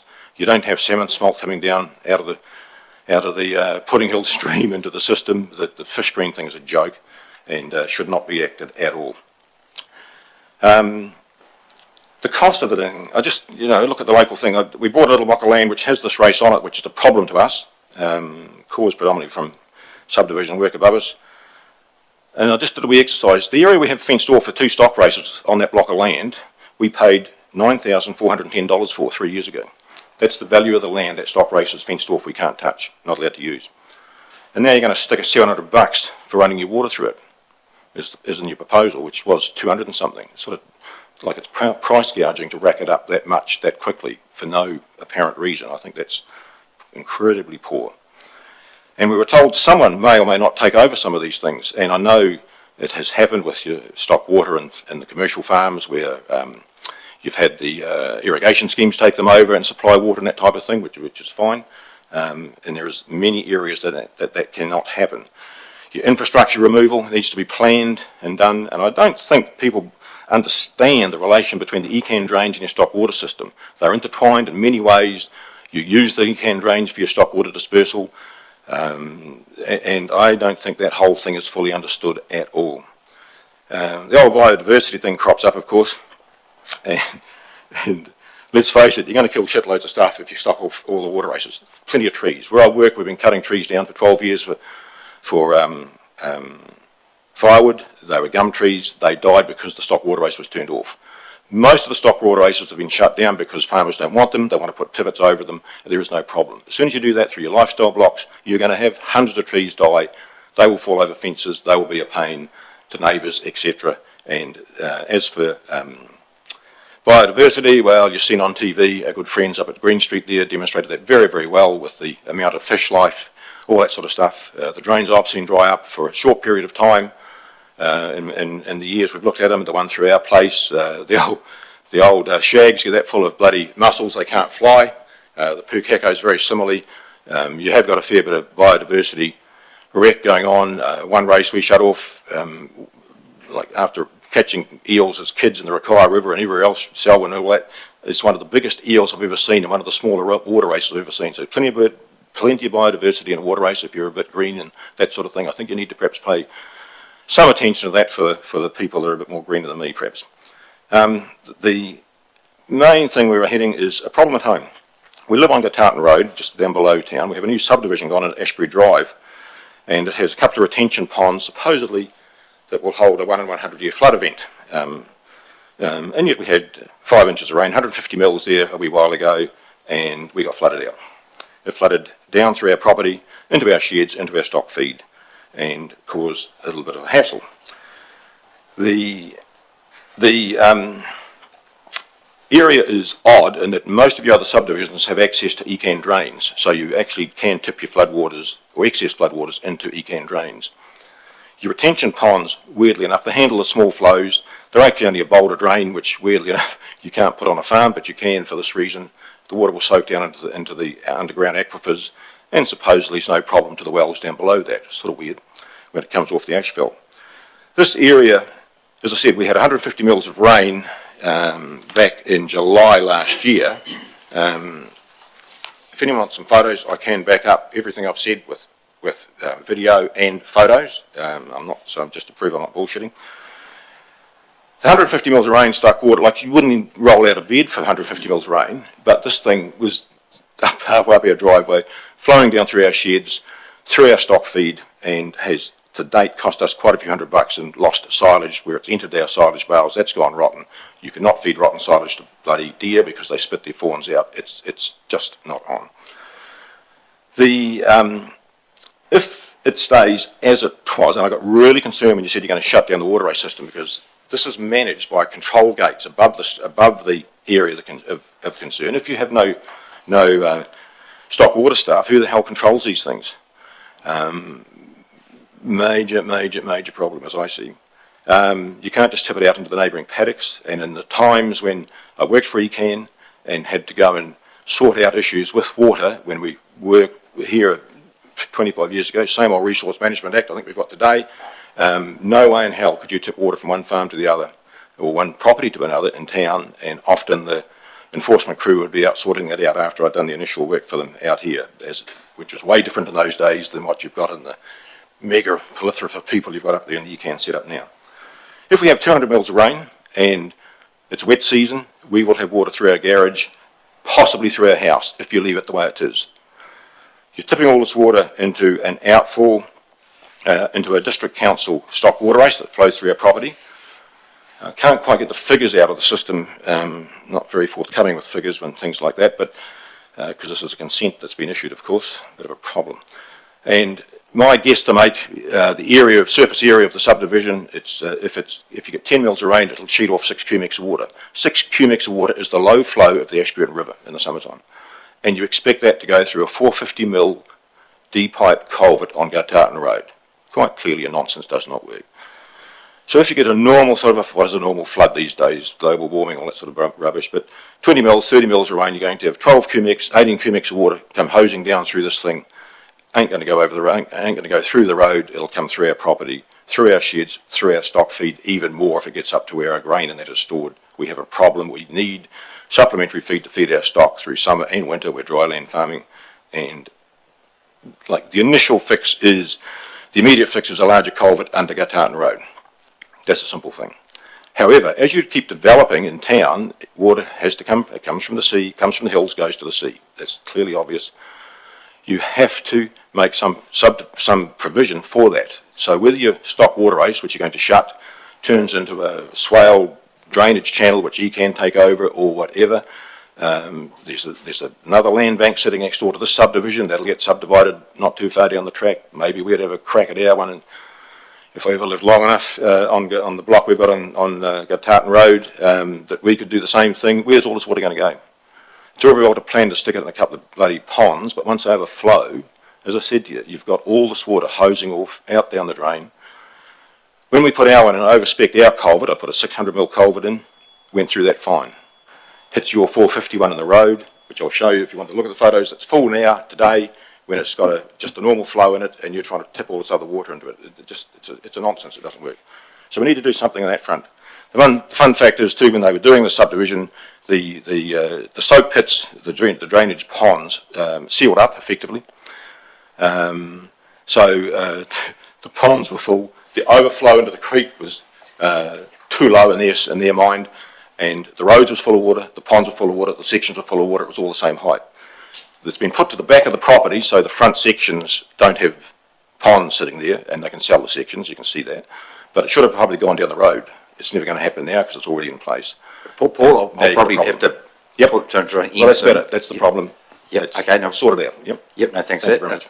We've got time for any one question for anybody. Mayor Brown. Yeah, Paul, we've never said that we're shutting the water races down. We said we're exiting providing the service. Others would do it. So there's misconception there. We've never said we were shutting them down. Who are the others then?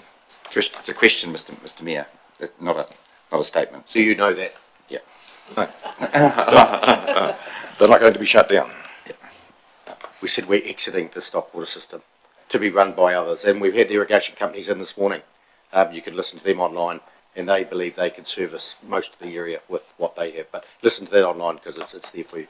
Just about the Timwell pool, you'd want to refurbish what's there, whatever, or if it was a EA network centre, an outdoor pool. Are you concerned that only get a short usage of time for the money spent? Why would you? I wouldn't shift it. You just close it up and forget about it. Walk away.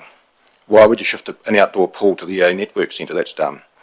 You wouldn't do it. What about refurbishing there? You're suggesting refurbish there or not? Well, to me, that way you utilise your facilities over there. You've got a lot of money tied up in that domain, and why not utilise it better than what you could do at the moment, perhaps, if the pool's not operating? It's pretty popular in the summertime, not with me, of course, but with many others. Yep.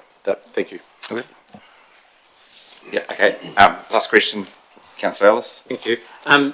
So are you saying you think a larger culvert under Gartartans Road would solve some of that problem of that water flow? Yes, it would. Yes, it would. Yes, it would. It needs to match the amount of water that's coming out of that subdivision. The normal, natural, happened in the last 50 years event things you can't cater for, but they've forgotten the fact that there is other effects on other people when you tip it into the race. Stock water races are stock water, they're not flood channels. Thank you very much for coming in today. Right. Great. And we'll move on to our next submitter, which is Mark Douglas from Basketball Mid-Canterbury.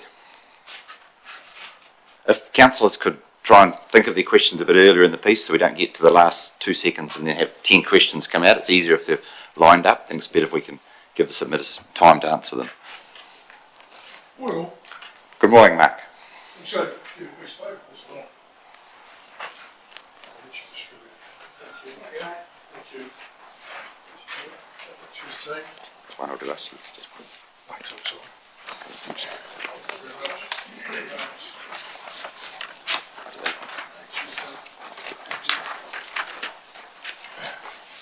I won't talk to the piece of paper, but the pretty much that's just come out. Oh, sorry. There we go. Oh, shit. Yes, no. Thanks, team. The piece of paper just handed out was just recently handed out at AGM. It's just some of the highlights of our sport that's going around nationally and also locally. The explosion of numbers shows no signs of abating. So look, we fully support the extension of the 3 courts to EA networks.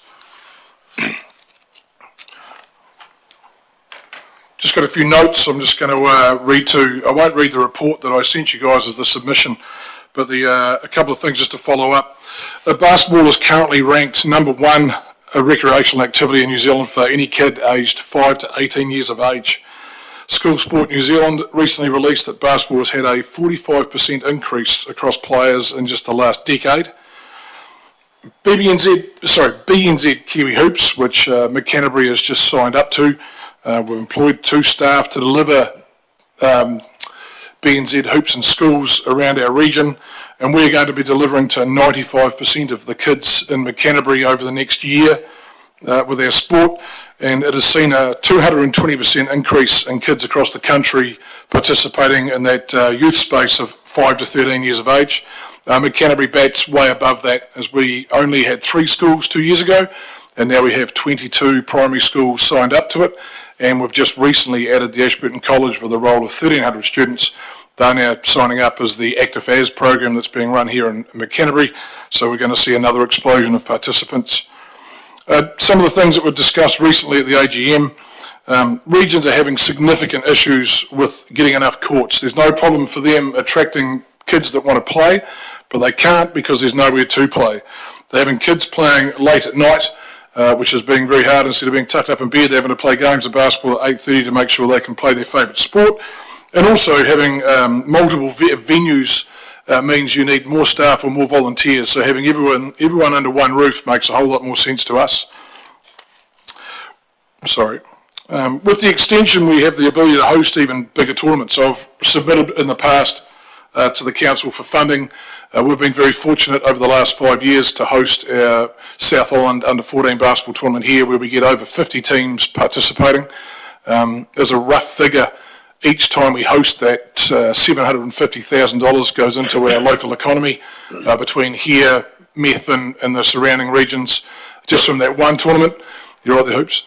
Yeah. Good.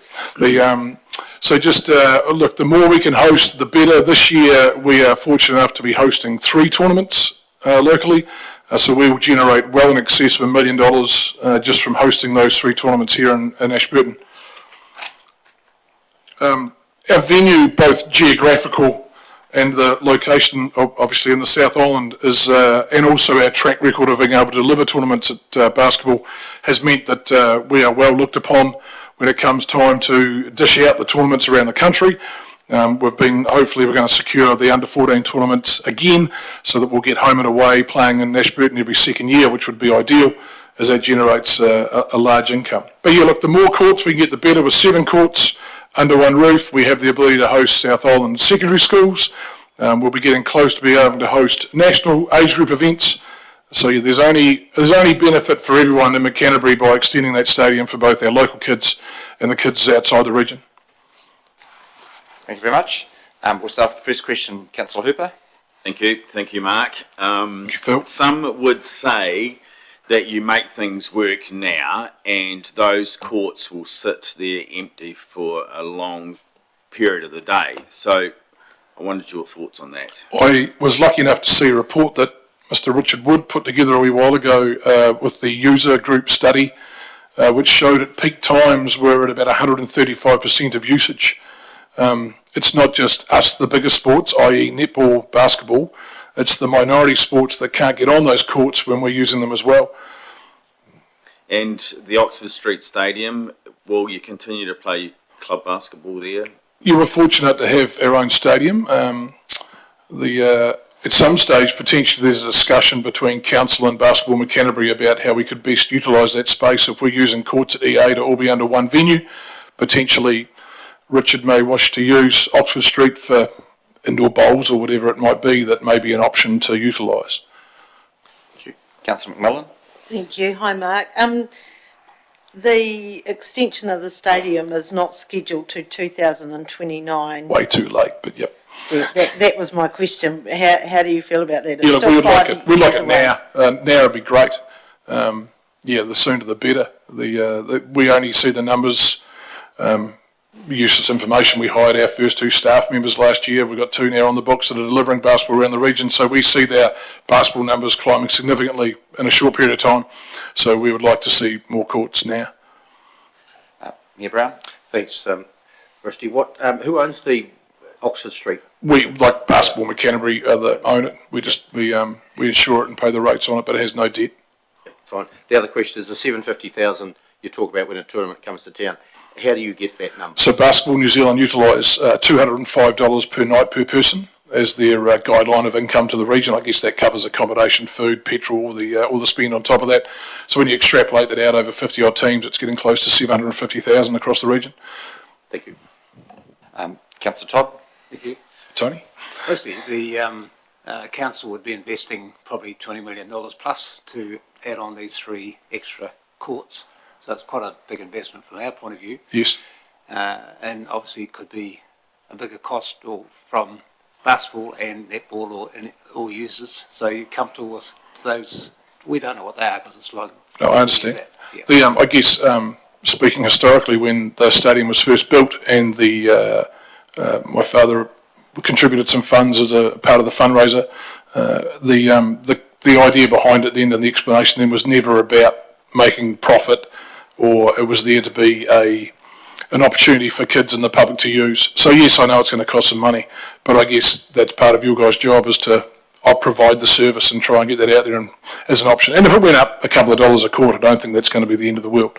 To be able to use that space would be awesome. Any more questions? No, thank you for coming this morning. Thanks, team. All the best for the day. Good, thank you. Our next submitter is Angela Kushney, page 114. Book 1, yeah, sorry.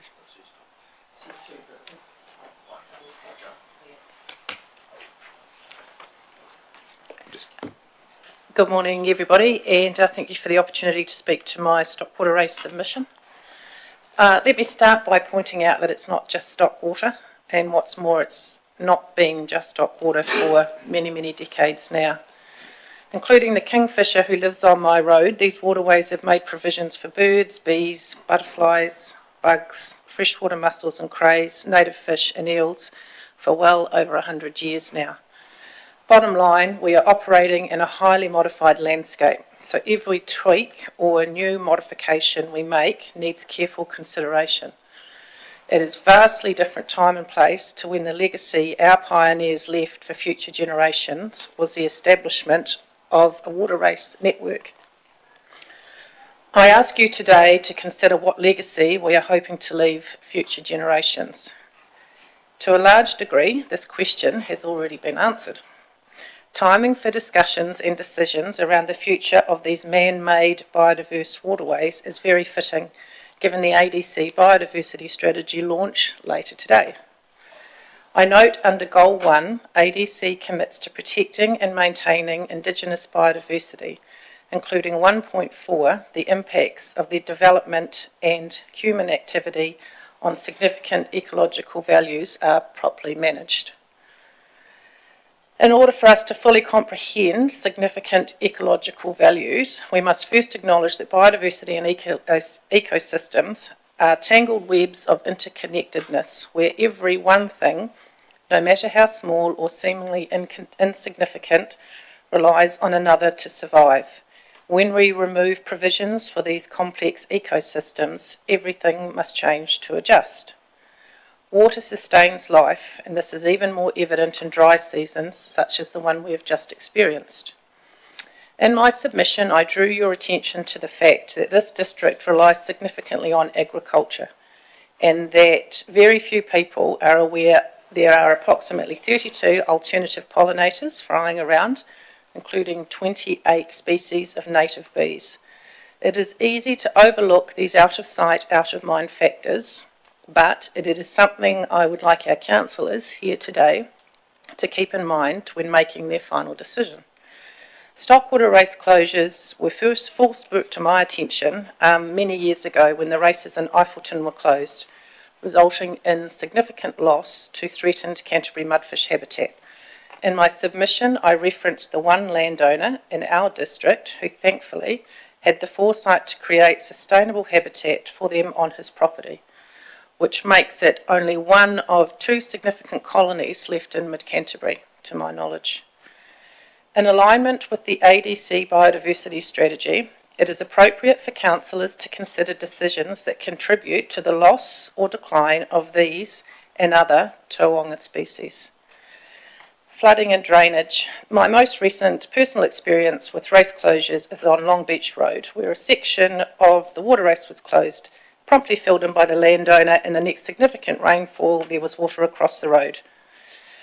I've travelled that route for over 20 years and there was never flooding in this part of the road. The gentleman earlier referenced some of that, and I'm sure you'll hear a lot more as your submissions proceed. Are ADC taking these flooding and drainage outcomes into consideration? Through Kānuka Trust, Mid-Canterbury Catchment Collective, my role on the Ashburton Water Zone Committee and on the Hinds Reserve Board, I'm a strong believer in the power of collaboration. At the conclusion of my submission, I encouraged Council to consider a way forward where collaboration with key stakeholders could explore maintaining, the current network rather than shutting it down in certain catchments, but as a multi-use race network. When I arrived here today, me and Neil Brown mentioned the irrigation schemes have been in, but I encourage you to extend this collaboration to include HH Wet, catchment groups, and I really encourage councillors to considering making sure that they're putting this network into a safe pair of hands going forward. Thank you. Thank you, Angela. I'll open up to questions from the councillors. I have one to start. Angela, if you've mentioned there that you've said we cannot afford to save every race, I believe we need to think strategically, ensure we save some. How would you see we make that decision? Because there'll be some that say every race has to say, or some that say every race should shut. How would you, do you think we've got time to make that decision? 3 years, is that enough time?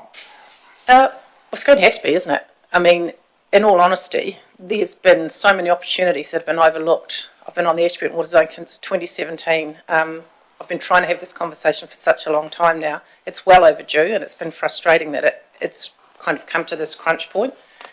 I think if we looked at really good use of the time and the money that's been committed to this space, if we sat down with the key collaborators, which we haven't yet done, and I won't preempt those discussions, with some maps, in a really tight time frame like we have, I do believe, based on my experience to date, that the communities will find a sustainable way forward. Any more questions from anybody? Oh, thank you very much, Angela, for coming this morning. Next submitter is Brian and Stephanie Doig. Invite Brian up. I see Brian here. It's on page 260. Good morning, Brian. Good morning. Welcome in. It's live stream, so everybody can hear and see. If you put your submission, the council will then ask some questions afterwards. Thank you. Good morning. I'm Brian Doig. I'm a local farmer for about 20 years in the Ashburton district. And I'd like to thank you for letting me share my thoughts and concerns. Firstly, has everybody read my submission? Yes, they will have. Okay, thank you. Having a dryland farm without stock water severely limits the availability for my family and myself to farm the land. I currently have beef and sheep.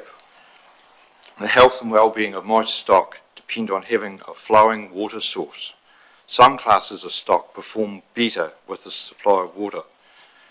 And in addition, I'm concerned that my property value will be declined, therefore a lesser rateable value.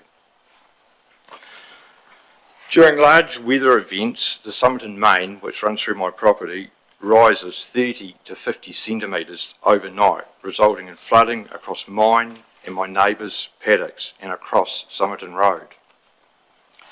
That extra water is restricted due to fixed turn-offs and race closures. The extra water reverts to natural water courses and causes resultant flooding on farmland and roads. I read that if the race network remains in place, fish screens will be installed, which will cost millions. Why are fish not wanted in the races? They've been there for the last 100 years or so, and what will happen to all the fish and aquatic life currently residing in the races if they're shut off? Buildings around town that are around 100 years old or so are not allowed to be demolished because of heritage status. Does that not apply to the race system? The approximate cost for me to source my own stock water and reticulate it would be around $800 to $1,000 per hectare. These costs are work in progress and will probably be higher realistically. This is a very large capital outlay for my family-run business that won't increase production. My family business can't sustain those costs. I get the impression the stock water network is in the too hard basket for the council, and the easiest option is for you to discontinue the service. Before you make a hasty decision about the race network, I encourage you to listen to farmers, visit farmers and rural residents on their properties to listen to their concerns and the impact these significant implications may have on the farming community. So that's all. Thank you for your time. Thank you, Brian. I've got any questions from councillors. I've got one. Brian, you talk here that you can't access irrigation. Is it the irrigation schemes can't get water to your property? Is that because of the cost or the distance or the? I haven't had the chance to find out any more. I'm not a shareholder of any irrigation schemes. As I say, this is all work in progress at the moment still. And that's, as I said, it's about 1.7 k's to the corner of my farm, and a straight line, it would be another 2 k's to the far corner. And you're not going to run the water in a straight line as such. Councillor Todd? Thank you, Mr. Chairman. Obviously, this is quite a contentious topic. So many farmers don't need or want stock water, as they have other sources. Realise this, yes. But they are having to pay for it because it goes past their farm. So as a council, how do we resolve that problem when we've got a lot of farmers who don't want it for whatever reason, but obviously farming like you do. So we as a group have to make a decision as to how we, I suppose, resolve that situation. Yeah, I understand that, yes. Any more questions? Anything else to say, Brian, to finish up? Basically nothing. The last few years I've noticed the main race that goes through my property down the road is maintained by the council. The maintenance has been less and less over the last 10 years, which has probably created flooding problems and the larger weather events. That's basically it. Yeah. Well, thanks for coming in this morning. Thank you very much for your time. Okay, thank you. Thank you. Next submitter is Charlie Draper, page 357.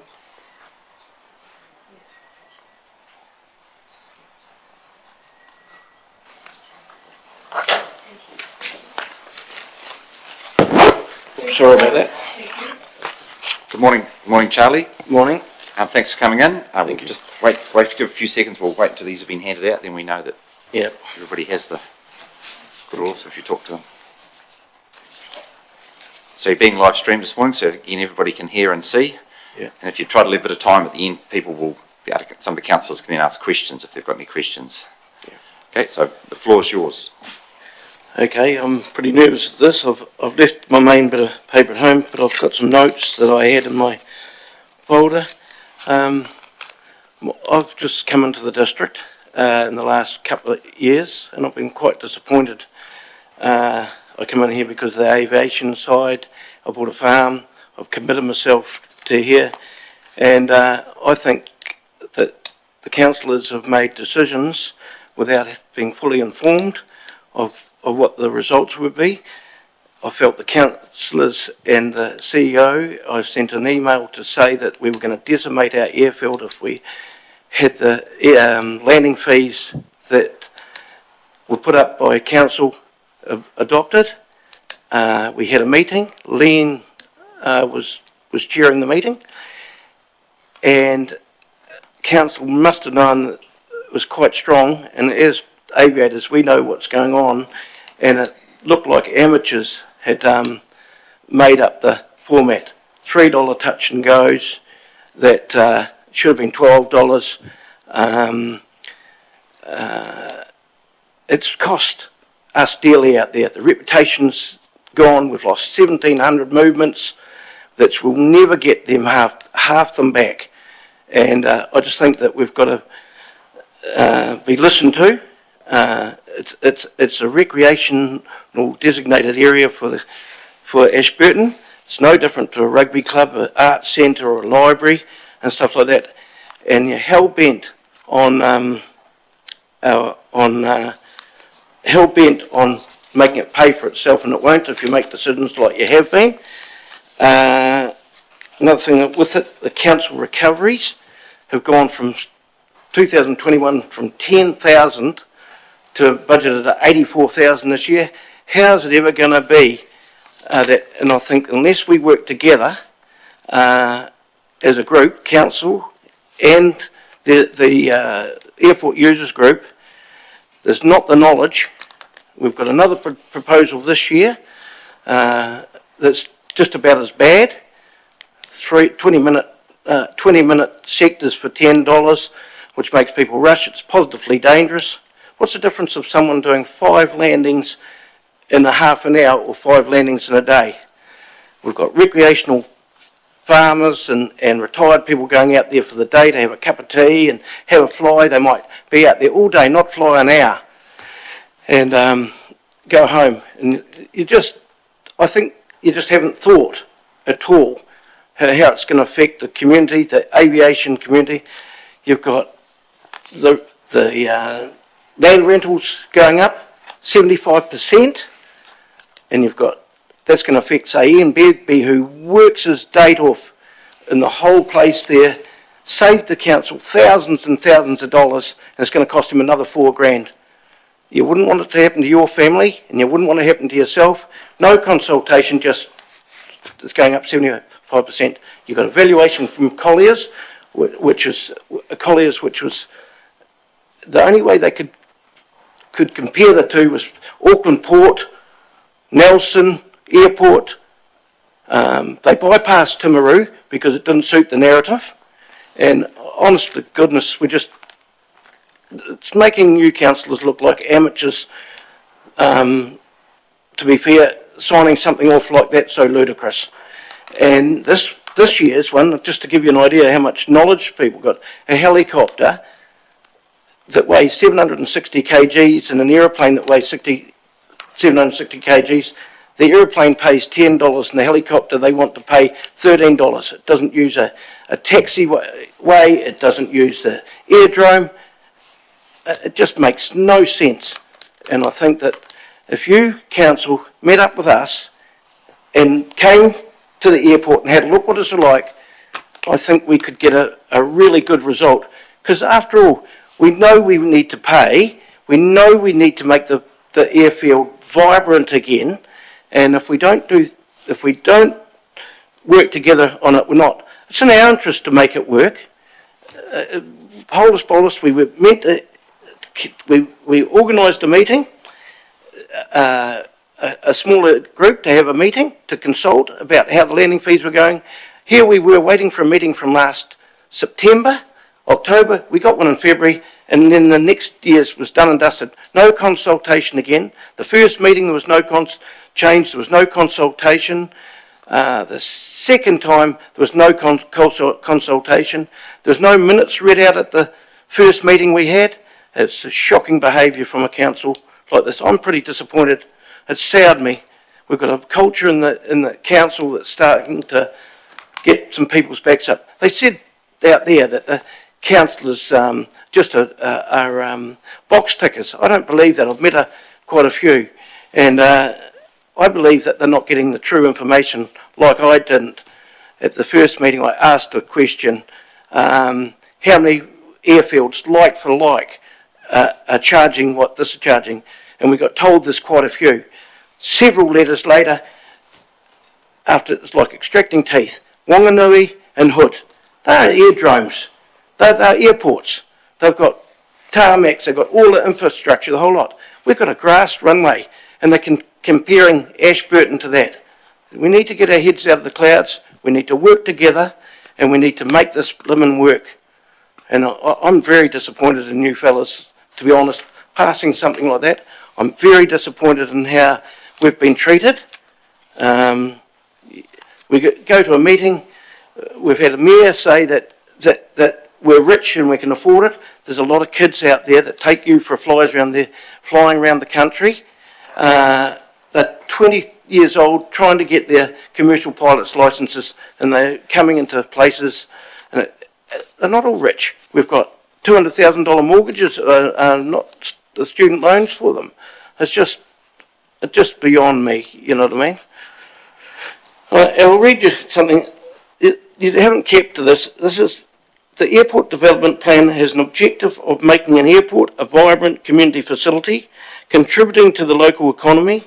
Any of the decisions regarding costs should be made on a basis of achieving ADC's airport development goals, which after all were developed in consultation with the users.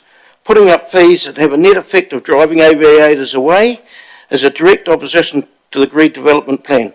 Overall thoughts. The airport development plan was agreed, this is agreed between the stakeholders. If the council manages the airport in such a way to present information to the, if the airport in such a way present information to the councillors which are biased or partial, then the council is misleading the councillors. And then I've left other pieces of paper. I've asked for a presentation. Yep. I've asked for a presentation that the councillors have got for deciding the fees.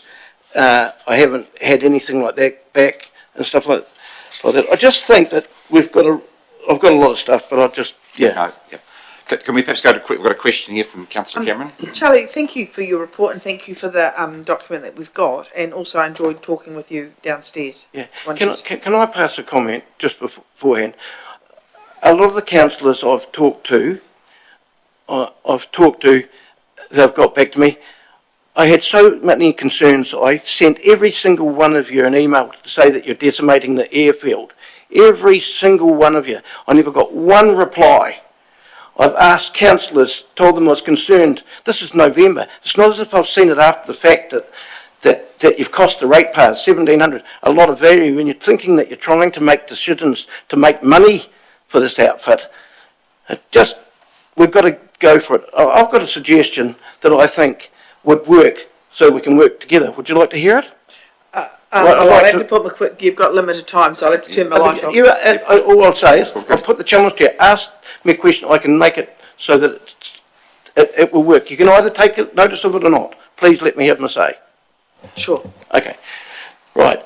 I feel that we should get all the councillors and the mayor, just on our own, come out to the airport, see what it's like, and discuss what would work and what wouldn't work for landing fees. How we can make money out of it instead of going holus bolus, making these rules and regulations that are just absolutely ludicrous. You're charging $3 for a touch and go. You send them a reminder, it's cost you $6 to get a $3 account. And I've heard of it happening, and it's not good business. You've showed no business savvy at all. And I think if you've got us all together, and we sit down, and we no doubt you don't have to take notice, but if we sat together like you do in normal business and do your homework, and we can make it work, and see if let's see if we can make the place vibrant again. Charlie, I think we've got that answer. Yep. Just got a couple more quick questions, and then we'll. Yeah, Charlie, the airport body has put in a submission on charges, which is different to what we've proposed. Do you agree with them? I agree to a certain extent. That's a good question.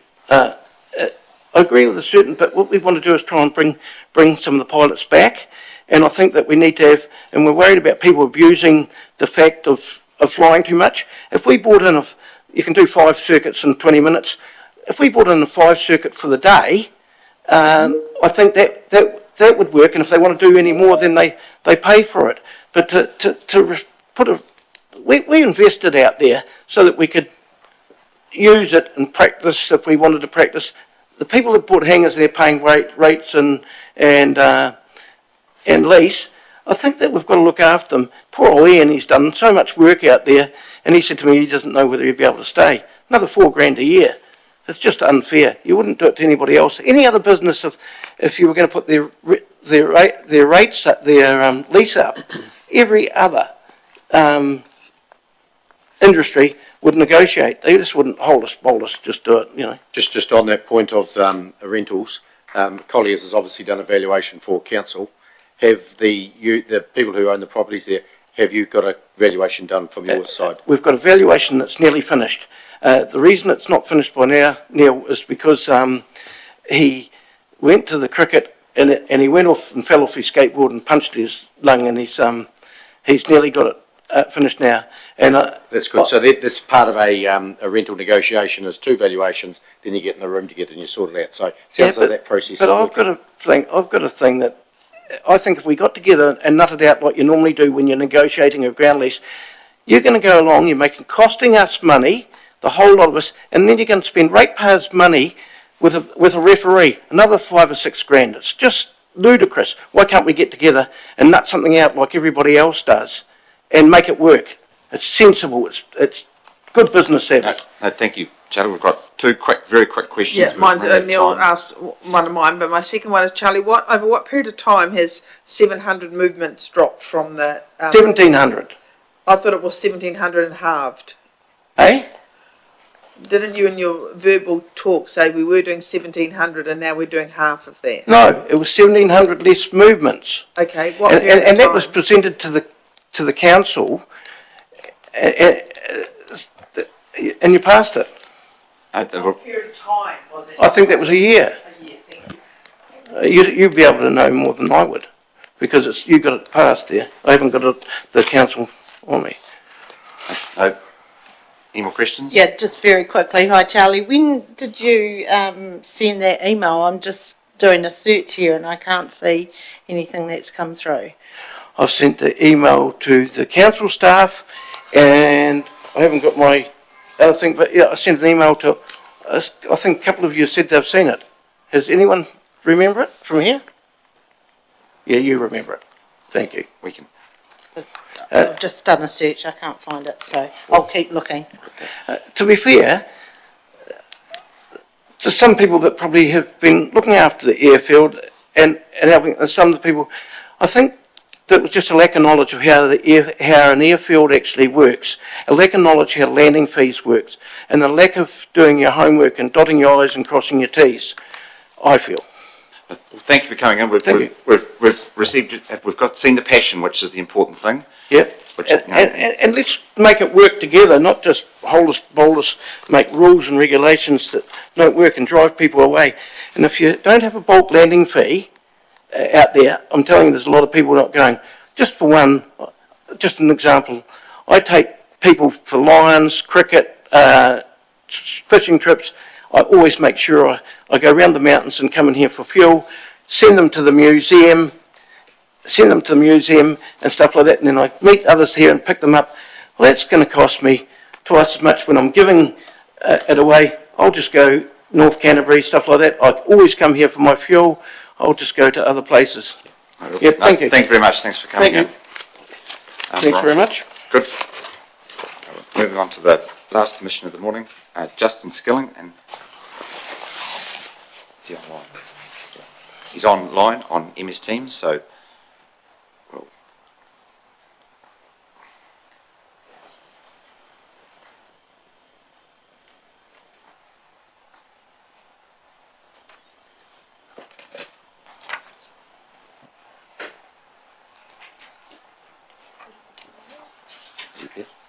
Are you there, Justin?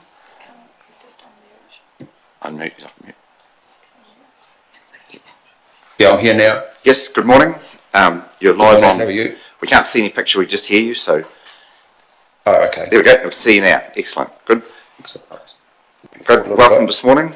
All the councillors can hear and see, so we'll let you present your submission. Excellent, thank you. Firstly of all, yes, thank you for your for the time and the opportunity to talk this morning. I'm not sure I sent in the Triangle Precinct drawings. Yes. I'm not sure if you've all received them. Yes, we've received them there and here, yes. Excellent. I understand the Triangle Precinct probably wasn't on your radar for this long-term plan.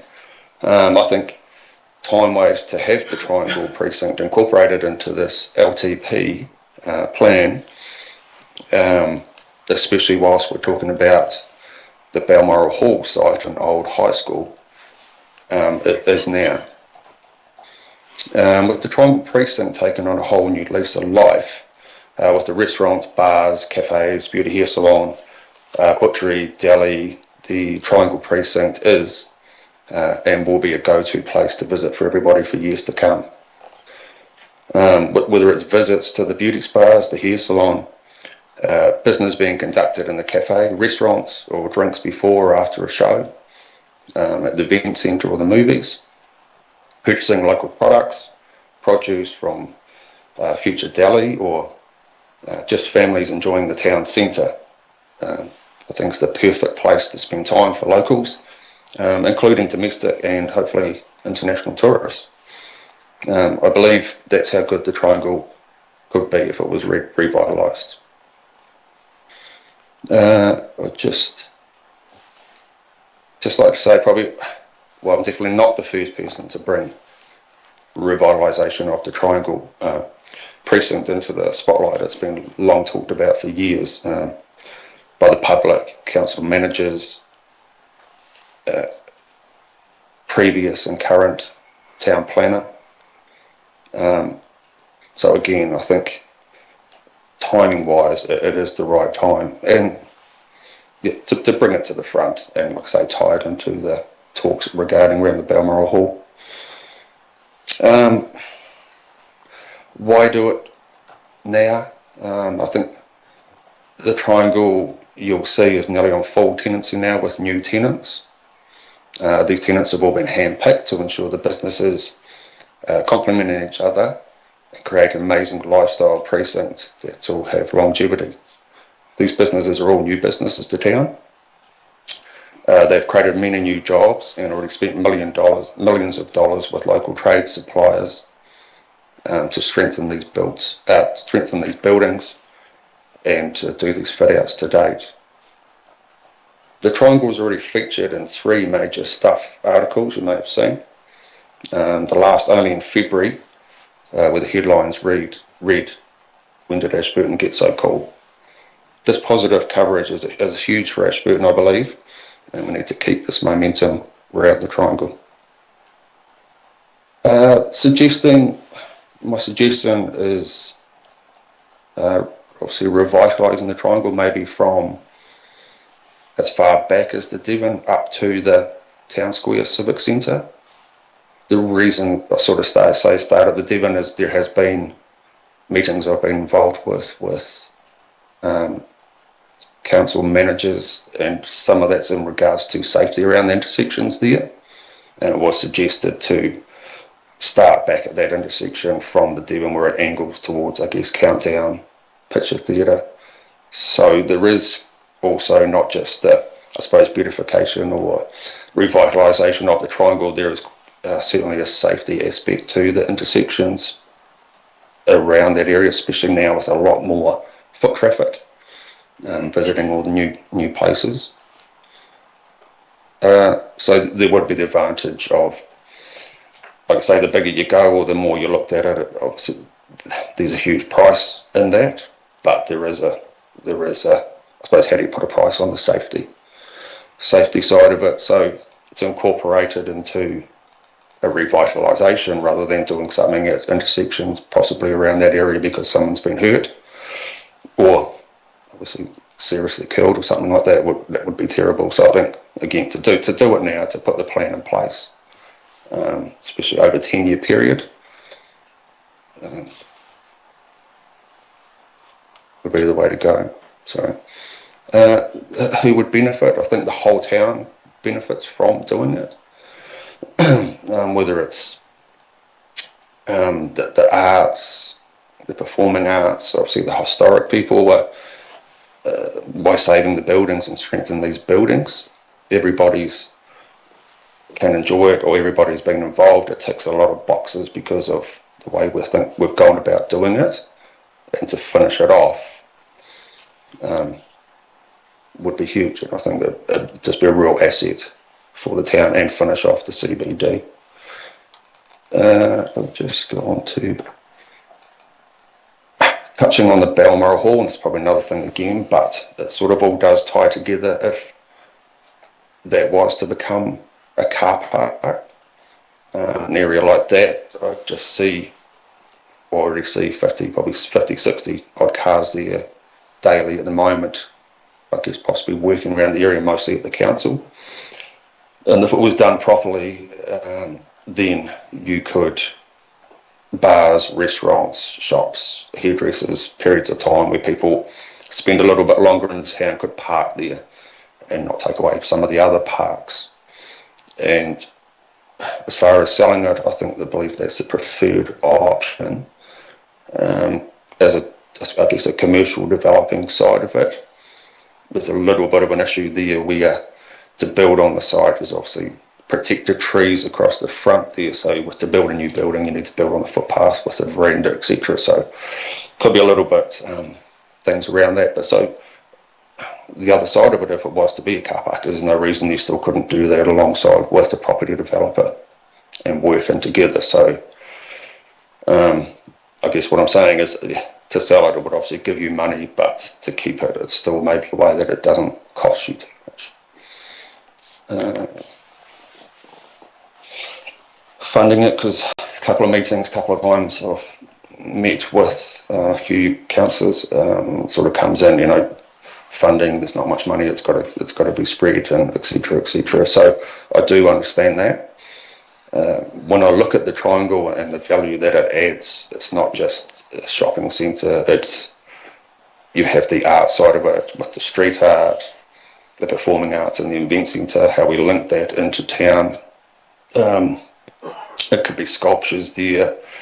There's so many little things. We've got gardens there currently, which could be more, so there's your outdoor spaces. And like I say, and opportunities to work as a joint venture with developers as well. It doesn't just have to all fall with you guys. There's ways around it. If we want to do it, we'll find a way. And yeah, it's pretty much just closing. I totally understand that it's probably thrown a bit of a spanner in the works and it wasn't on your radar, but I think it definitely, that whole triangle precinct needs to be considered in, especially what's happening around with the Balmoral Hall, and now probably another reason it's sort of been put on hold a little bit with councillors and not talked about so much, the triangle, because everyone wanted to get into the civic centre, and now that's opening and you're in there and it looks so good and everybody's using it. That's brought a whole lot of people to the area. So if that I guess the old high school Barramulla site was to be a car park, then you can see already now how it's being used, and then future-proof it. Fast forward in 10 years, you've got people building a lot of residential property on that Trevor's Road end of town, second bridge off Chalmers Ave, which bring people, Timble people, a lot of people over through that side of town. So, and again, like I say, there's no reason it can't be mini buses, camper vans, tourist buses. There's a real opportunity there. I even see currently people. Yes. We've got a question here, so we'll perhaps jump to the question. Councillor McMillan. Thanks, Justin. I've got the plan in front of me and just wondering how many car parks would you lose if you closed off Victoria Street? Yeah, so that what you're looking at there, it's just the concept. So it's more done from a designer. It's not, I guess, there'd be another consultant that we would engage with that needs to do the proper research. So when you look, it depends how far you take it. Like I say, if you're going up to the top by the Civic Centre or down to the Devon, you've got big spaces at each end, which, yeah, there's a bit of a garden and a bit of a tree, there's things there, but it's probably, because of the safety aspect, there's a lot of areas there which could be blocked or done a little bit different. So could it be car parking at either end? Yes. If the Balmoral Hall site wasn't an option, definitely. There's a lot of yellow lines down Victoria Street now. If you have a look, there's not a lot of parks there currently. So, and the concept that I've sent you, obviously, it's just an idea. So it could be a one way which has some limited car parking at either end. But I just see that there's a lot of space, top and bottom. There's a lot of room to move. There's a lot of scope to find parks, and I do understand that probably funding and parking is probably the things that do pop up at council level. Yep, Councillor Todd, with another question. Thank you, Mr. Chairman. Congratulations, Justin. I think what you're trying to achieve is very inspiring. You could just about say New Ashburton's new Regent Street, you know, like when you sort of see New Regent Street, what they're trying to achieve with older buildings and that sort of thing, it's good stuff. Yes. Well, so what do you believe is Ashburton District Council's role in this? Was it more the paving for the roading, or like where do you see us working in with you guys? Yes, so there is a lot. So I touched on earlier the safety aspect. There's some intersections that are pretty scary, and I did send in 3, I think, video clips of the intersection where there's 3 serious near misses within, I think, maybe a 24-hour period. All cars travelling at 50 k's. That, yeah, it's pretty scary stuff. And what you don't see in those videos is the screeching of the brakes and someone swerving around the corner to miss a car. So that's only a 24-hour period. So there is a safety aspect. I think council's responsible, I guess, to make it safe for the public. With doing the roading, yes, paved areas. What I've submitted probably is the full Monty, I guess. So there's lots of different ways to do it, and you see it in Auckland and other towns and other things where, for a start, it may be just putting in like planters or reducing the street or narrowing it. Even as a trial, there can be temporary things in there, so we can get the facts and go, how did that work? Yes, the feedback's strong, so it hasn't cost too much on a council level. Let's do it the full Monty, or let's just do what we've done in town with a 1 lane, some parks, some trees and some seats. And so I think I don't have a wish list. The wish list would be to do it all and do it all properly, and like say New Regent Street, Queenstown, Auckland, everywhere they're redoing the whole street. But I realise that is a big wish, but like everything, once it's done, it's there. You've got it. That's good. Very last question, quick question from the Mayor. Thanks, Justin, for your submission. And I see you comment on Balmoral Hall and the site there is to redevelop the site as car park. Yes. If we did that, would you see that as a free car park or a chargeable car park? I think there's room to do charge. I mean, I'm not an expert on it, but it's a big site. So if it was to be done, say maybe with the developer or somebody else, then you could have a lot of timing structures. So buses and things like that would be free. There could be some smaller 30-minute ones, but paying for parking and a site like that being so big and seeing how many cars in there, you could probably charge a reasonable rate that's not going to upset too many people. And I think that's not, I mean, we've always put money in the meter from the old meters back. It's not something that's, I see that site as a long-term park, so people working at the council and things like that. So yes, I'd suggest a charge is fair, and then obviously free parking outside the shops or something like that where time restricted. Maybe. Yeah. Thank you.